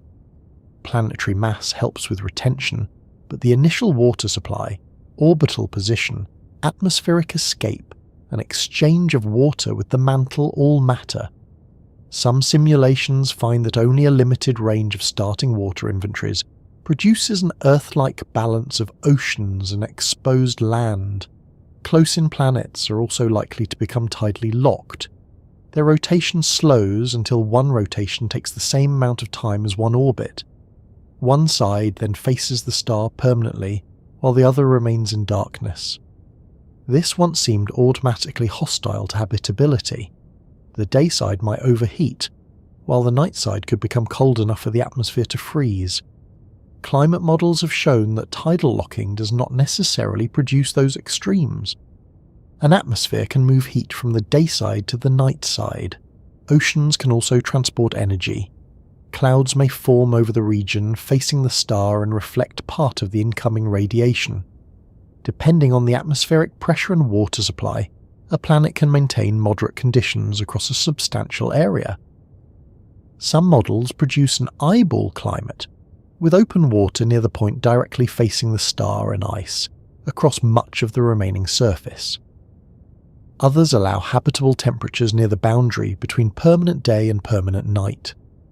Recent climate calculations continue to find multiple possible regimes for synchronously rotating planets, including limited temperate regions near this day-night boundary. Living on such a world would be unlike living on Earth. The sun would not rise or set. Weather might move persistently between the hot and cold hemispheres. One side could have a permanent bright sky, another permanent darkness, and a broad ring of twilight between them. None of that prevents microorganisms from existing. It merely prevents the planet from behaving like Earth, something planets show very little concern about doing. Water creates another complication. A super-Earth may contain much more of it than our planet. Earth is often called an ocean world because water covers most of its surface, but water represents only a very small fraction of its total mass. Increase that fraction substantially, and a planet can develop an ocean hundreds or thousands of kilometers deep. At the bottom of such an ocean, pressure becomes enormous. Water no longer behaves only as familiar liquid or ordinary ice. It can form dense high-pressure phases of ice, even while the material above remains liquid. This layer may separate the ocean from the rocky mantle. On Earth, seawater interacts with crust at the ocean floor. Minerals, heat, and chemicals move between rock and water. Hydrothermal systems provide chemical energy and are often discussed as possible settings for the origin of life. A high-pressure ice layer could reduce or alter that exchange. Nutrients may become limited. Carbon cycling could function differently. The ocean might remain stable, but stability alone is not enough. Life requires usable energy and chemical materials. The opposite possibility is that high-pressure ice does not completely prevent exchange. Convection, melting, fractures, or upwelling material might transport chemicals through it. A water-rich super-Earth could contain several distinct internal layers, each capable of moving material slowly. We do not yet know whether a deep ocean improves the chance of life by providing a large stable habitat, or reduces it by cutting the water off from the planet's rocks.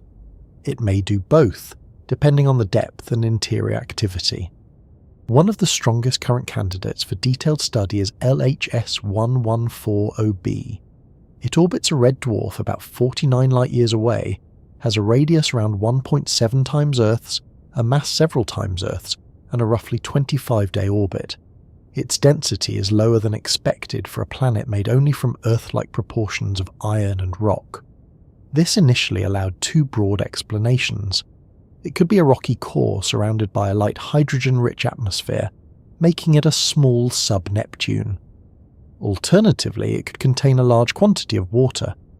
James Webb Space Telescope observations have not shown the prominent features expected from a hydrogen-dominated atmosphere. Two independent 2024 analyses favoured a high molecular weight atmosphere or water-rich interpretation, although the atmospheric signal remained tentative. One team reported that an atmosphere dominated by nitrogen could fit residual features, and that thick hydrogen-rich models were strongly disfavoured.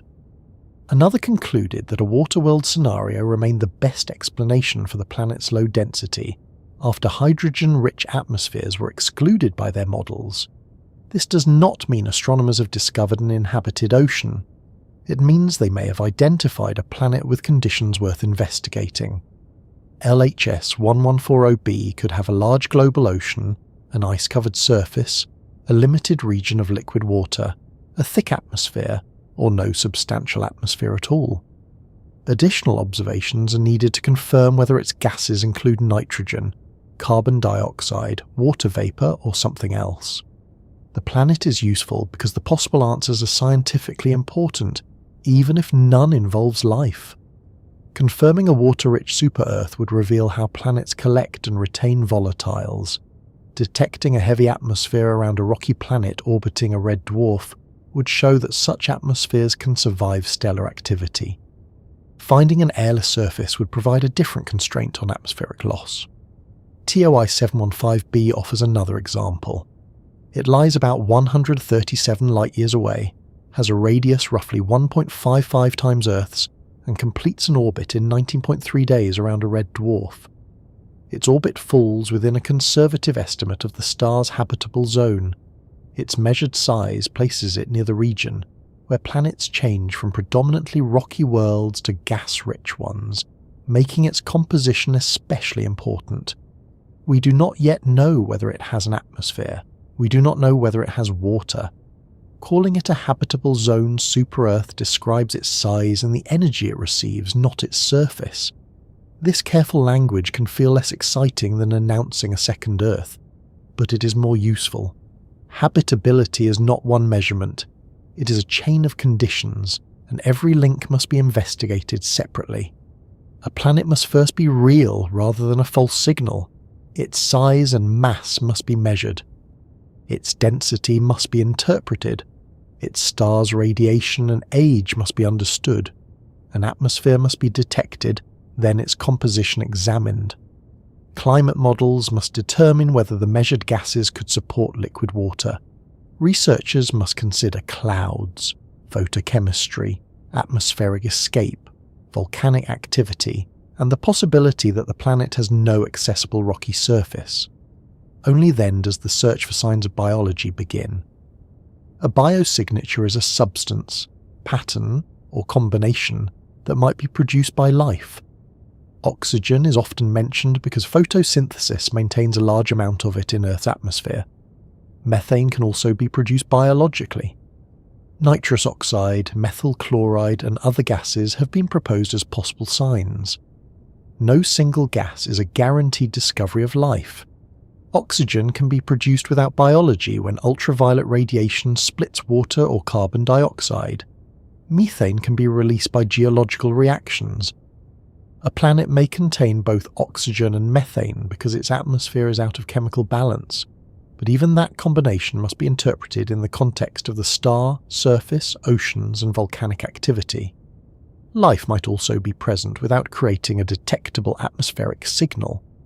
Earth itself spent much of its history inhabited by microorganisms, while its atmosphere looked very different from today. A distant observer with limited instruments might have failed to recognize early Earth as living.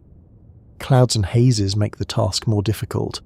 They can flatten the transmission spectrum and hide gases below them. The atmospheres of small rocky planets are also thin relative to the size of their host stars, so the signals may be only a few parts per million. NASA has estimated that even under favourable cloud-free assumptions, attempting to detect certain proposed biosignatures in LHS 1140b could require tens of Webb transits, and perhaps 40 to 200 hours of observing time. Clouds could increase that requirement, while overlapping molecular features make identification harder. Webb is therefore conducting reconnaissance rather than delivering a quick census of living worlds.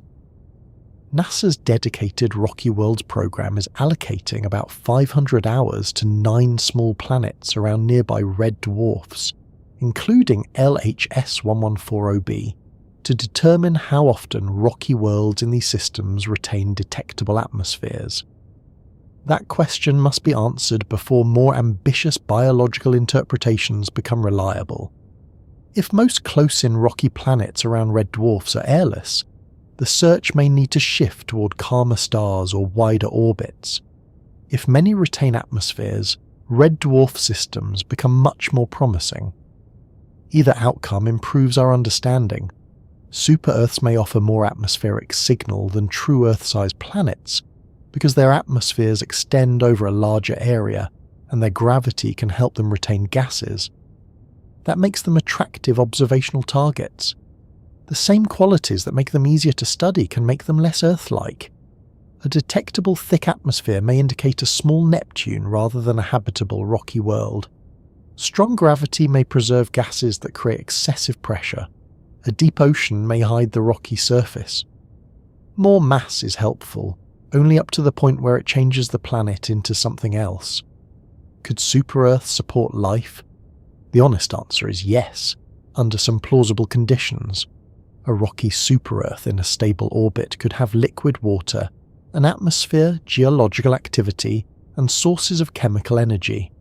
Its large size might help it preserve those conditions for a long time. A tidally locked world could still move enough heat to maintain temperate regions. A water-rich planet could provide an enormous living volume. The answer is not that super-Earths are automatically more habitable than Earth. Many are too hot. Many probably have thick gaseous envelopes. Some may be entirely covered by deep oceans or ice. Those orbiting active red dwarfs may have lost their atmospheres and water. No super-Earth has been shown to contain life. No atmosphere beyond the solar system has produced an agreed biosignature. What astronomers have found is a large set of planets on which the question can be tested. That is already a major change. 30 years ago, super-Earths were hypothetical. Astronomers now know that they are common, can measure their masses and radii, and have begun examining the gases around a few of them.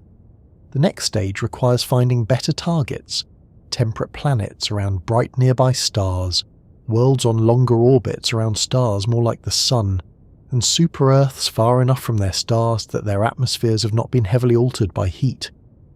It also requires telescopes able to separate the light of a planet from the glare of its star.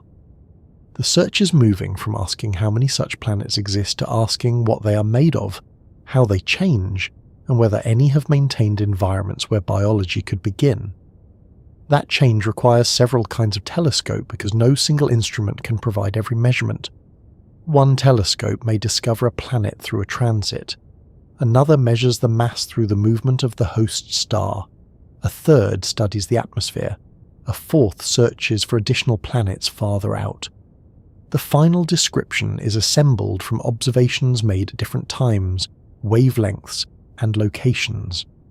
This is appropriate because a planet does not send astronomers a convenient form containing its radius, mass, surface pressure, ocean depth, and preferred type of weather. The first task remains discovery. NASA's confirmed exoplanet catalogue passed 6,000 worlds in 2026. The total includes gas giants, Neptune-like planets, super-Earths, and terrestrial worlds discovered by several methods. It is a major sample compared with the handful known in the 1990s, but it remains a very small fraction of the planets in the Milky Way. Most known super-Earths were found through transits. Kepler established their abundance by staring at one region of the sky for years. TESS expanded the search across nearly the whole sky and concentrated on bright, relatively nearby stars that are useful for follow-up observations. A transit provides radius and orbital period. Repeated measurements can show whether the orbit changes or whether other planets disturb the timing. During a transit, a small portion of starlight may pass through the planet's atmosphere, allowing molecules to absorb specific wavelengths. The weakness is geometry. A planet must cross its star from our viewpoint. Most do not. Transit surveys also favour close planets. A planet in a 10-day orbit crosses frequently. A planet resembling Earth produces one transit per year. Confirming a repeating pattern requires several years, assuming the telescope watches the correct star continuously, and none of the events occurs during an inconvenient interruption. Planets on Neptune-like orbits are far more difficult. Neptune takes 165 years to circle the Sun. No astronomer can observe several complete Neptune-length periods without arranging to continue the project through a rather ambitious succession plan. Radial velocity searches help fill part of the gap. A planet's gravity moves its star around the shared centre of mass. Spectrographs measure the resulting changes in the star's light. This method does not require the planet to transit. It provides a minimum mass, or a more precise mass when the orbital inclination is known. Combined with a transit radius, it yields density. The challenge is that a rocky planet produces a tiny stellar movement. Earth causes the Sun to move at roughly the speed of a slow walk. Stellar surfaces contain spots, convection, magnetic regions, and oscillations that can produce signals larger than the planetary wobble. Astronomers must separate the planet from the behaviour of the star. They collect many observations, monitor stellar activity, compare spectral lines, and use statistical models. A confident mass can require years of work. Ground-based instruments continue improving. The European Southern Observatory's Extremely Large Telescope, or ESLT, is designed to measure smaller radial velocity signals and study exoplanet atmospheres with an enormous collecting area. ESO expects the telescope to characterize rocky and Neptune-like planets around nearby stars, including some in habitable zones, through high-resolution spectroscopy and direct observations. Direct imaging approaches the problem differently. Instead of measuring what the planet does to its star, astronomers attempt to collect light from the planet itself.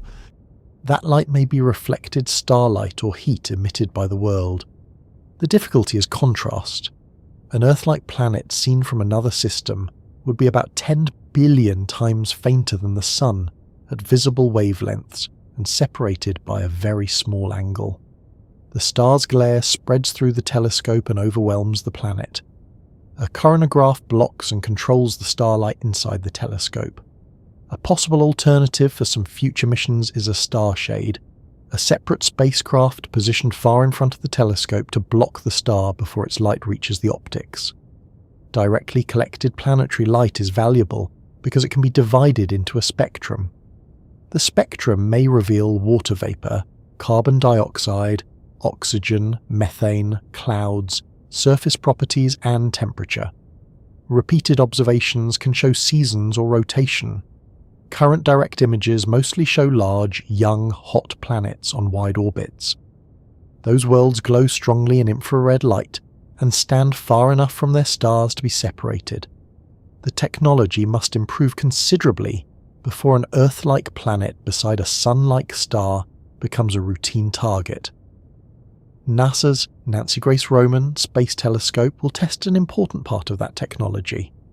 As of August 3, 2026, Roman is scheduled to launch on August 30, 2026. Its coronagraph instrument is technology demonstration intended to suppress starlight and directly image older, colder planets, and circumstellar disks more effectively than previous space instruments. The coronagraph is not expected to photograph another Earth, but it is designed to prove systems that later missions can develop further.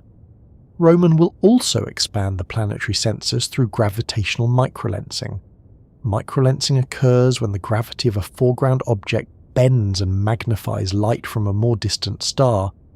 If the foreground star has a planet, the planet can add a brief feature to the magnification pattern. The alignment is temporary and does not repeat, but it can reveal planets that are difficult to detect through transits. Microlensing is particularly useful for planets farther from their stars, including worlds on orbits similar to the outer planets in our system. It can also find free-floating planets that no longer orbit any star. This is important for the mystery of super-Earths, because Kepler and TESS mainly revealed close-in planets. Astronomers still know much less about super-Earths at Earth-like, Jupiter-like, or wider distances. Roman is expected to monitor crowded regions toward the centre of the Milky Way and detect thousands of planets through microlensing, while its time domain observations may reveal a much larger population of transiting planets. NASA describes the mission as a way to extend the census into wide orbits, habitable zone distances, ice giant regimes, and other parts of planetary systems poorly sampled by current methods. A broad census may show that super-Earths are common at nearly every distance. It may instead reveal that most belong to compact inner systems, and that wide-orbit super-Earths follow a different distribution. Microlensing can also test whether many planets are expelled during the instabilities that shape young systems. A population of free-floating super-Earths would support the idea that planetary systems frequently build more worlds than they keep. Roman will tell us more about where planets are. Other missions will improve their ages and properties. ESA's Plato mission is currently planned for launch in March 2027.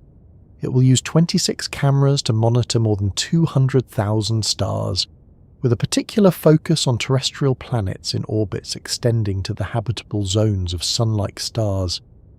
Plato will also measure subtle oscillations in the host stars.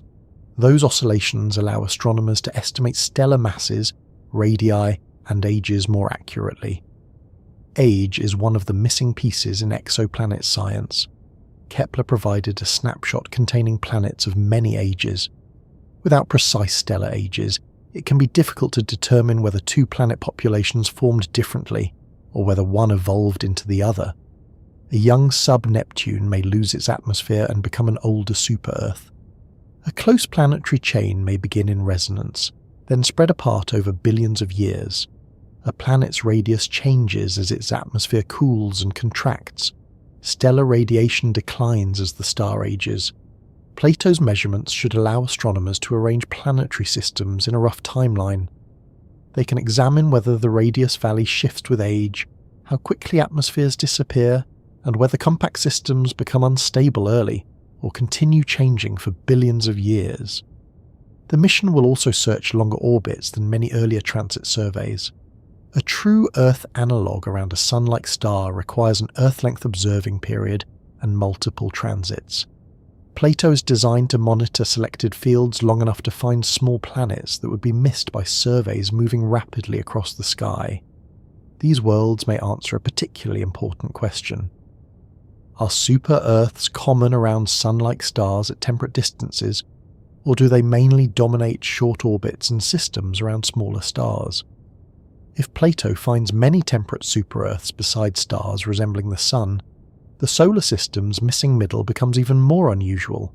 If it finds a substantial population of Earth-sized planets without close super-Earth companions, our architecture may belong to a difficult-to-detect but meaningful class. Discovery and measurement will still not be enough. Atmospheres must be examined across a large population. ESA's aerial mission is currently planned for launch in 2031. It is designed to study the atmospheres of about 1,000 exoplanets, ranging from rocky worlds to gas giants. Ariel will measure their chemical ingredients, clouds, and changes over time, creating a comparative atmospheric survey rather than concentrating on one possible Earth twin. This statistical approach is necessary because individual planets can mislead. Suppose one close super-Earth has no atmosphere. That may be caused by an unusually active star, a giant collision, a low original gas supply, or extreme heat. It does not tell us what usually happens. Study hundreds of planets, and patterns begin to appear. Atmosphere retention can be compared with mass, radius, stellar type, orbital distance, and age.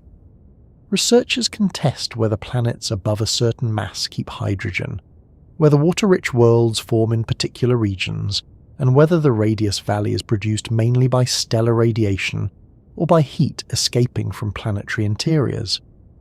Ariel will concentrate largely on atmospheres that are observable enough to support this survey, including many warm and hot planets. Those worlds may not be habitable, but they are useful laboratories. Heat makes atmospheric features easier to detect, and studying them helps establish the chemistry and physics needed to interpret cooler planets later. A planet does not need to contain life to explain how potentially living planets form. Hot rocky worlds reveal how atmospheres are lost. Sub-Neptune show how much gas cores can collect. Water-rich planets test migration from cold regions. Systems containing both super-Earths and giant planets reveal whether Jupiter-like barriers are common. James Webb will continue examining selected targets in greater detail. Webb is powerful enough to search for atmospheres on nearby rocky planets around small stars, but the task requires large amounts of observing time. Its strength lies in careful investigation of a limited sample rather than a complete census. The first useful result may simply be determining which planets have air. An airless world produces a strong change in brightness between its hot day side and cold night side. An atmosphere can redistribute heat.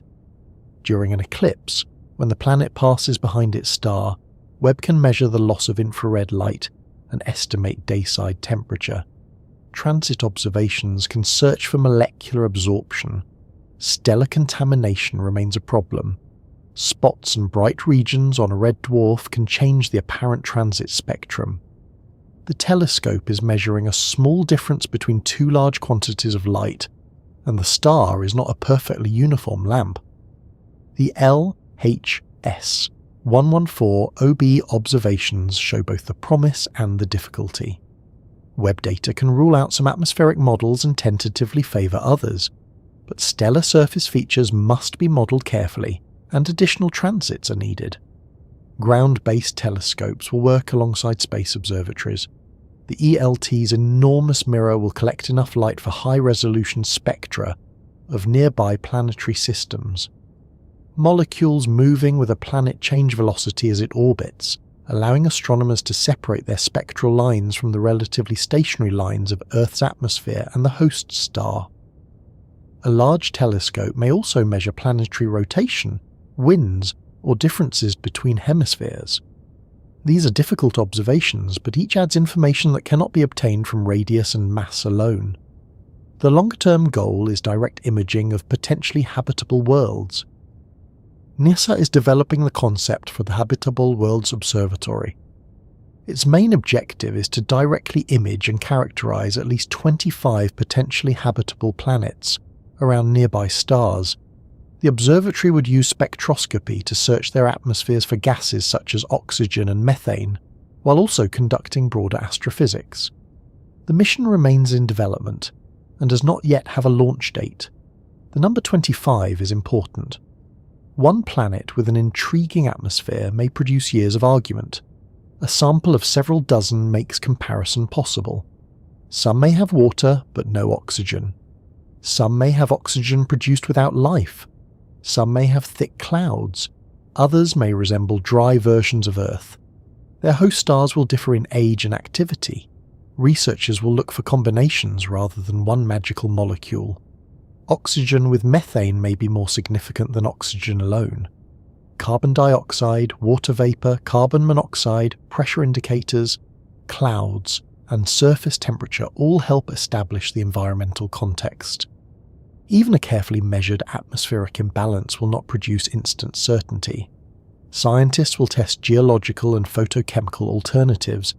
Independent teams will analyse the data. Other telescopes will repeat the observations.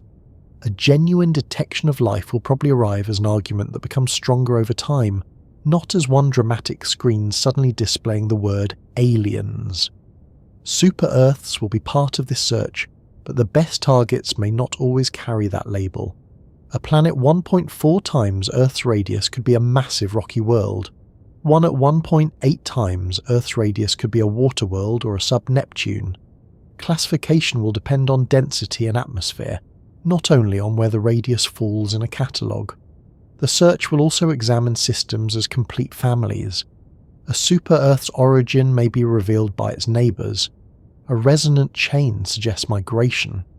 A distant giant can indicate a barrier or source of instability. Similar planet sizes may reflect growth from one shared reservoir. A large gap in the system may mark a collision, ejection, or undetected planet. Precise ages will show when the system became stable. Measurements of the star's chemical composition can indicate the available building materials. Observations of debris disks reveal ongoing collisions or leftover reservoirs. Young protoplanetary disks provide the earliest part of the timeline. ALMA and the James Webb Space Telescope can examine rings, gaps, ice, dust, and organic molecules before planets have finished forming. The ELT will study the inner regions of nearby disks where rocky worlds grow. By connecting young disks with mature planetary systems, researchers can test the proposed history directly. Do massive inner dust rings become super-Earth chains? Do early giant planets create gaps that starve the inner disk? Are systems with strong pebble traps less likely to form close-in planets? How often do resonant chains survive after the gas disappears? At present, many formation models can reproduce one part of the evidence. A model may generate the correct planet sizes but the wrong orbital spacing. Another may create a compact chain but too many gas giants. A third may produce the solar system but only under a narrow set of initial conditions. Larger samples will remove some of this freedom. A theory must explain not only our 8 planets, but the statistical patterns across thousands of systems. The worlds our solar system never made are useful precisely because they represent the common alternatives. A hot, rocky super-Earth shows what may happen when an inner core grows early and migrates. A sub-Neptune shows what happens when a similar core retains gas. A water-rich super-Earth may record formation beyond the snowline and movement inward.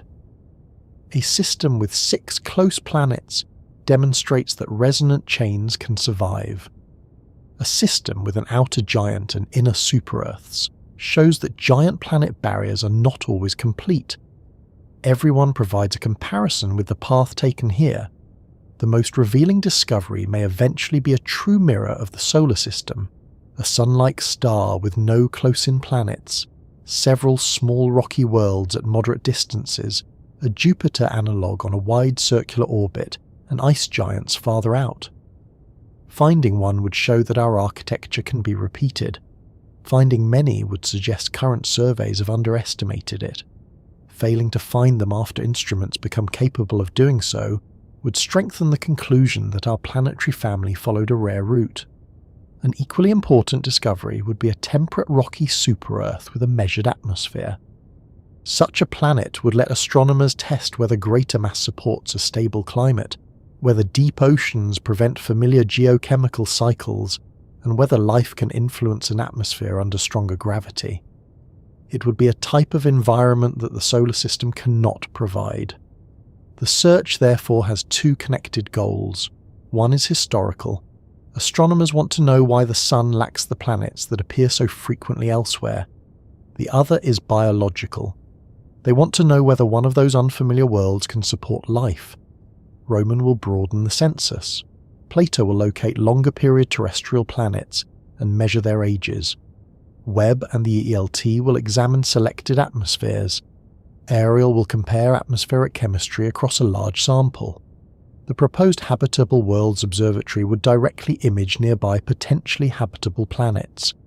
Together, these observatories will replace broad labels with physical descriptions. Super-Earth may eventually become too crude for many purposes. Astronomers may speak instead of iron-rich rocky planets, volatile-rich ocean worlds, stripped sub-Neptune cores, hydrogen-covered magma planets, and temperate terrestrial worlds with heavy atmospheres. That would be progress. The category exists mainly because our first measurements could reveal size and mass more easily than composition. As the details improve, the gap between Earth and Neptune will stop looking like one mysterious family.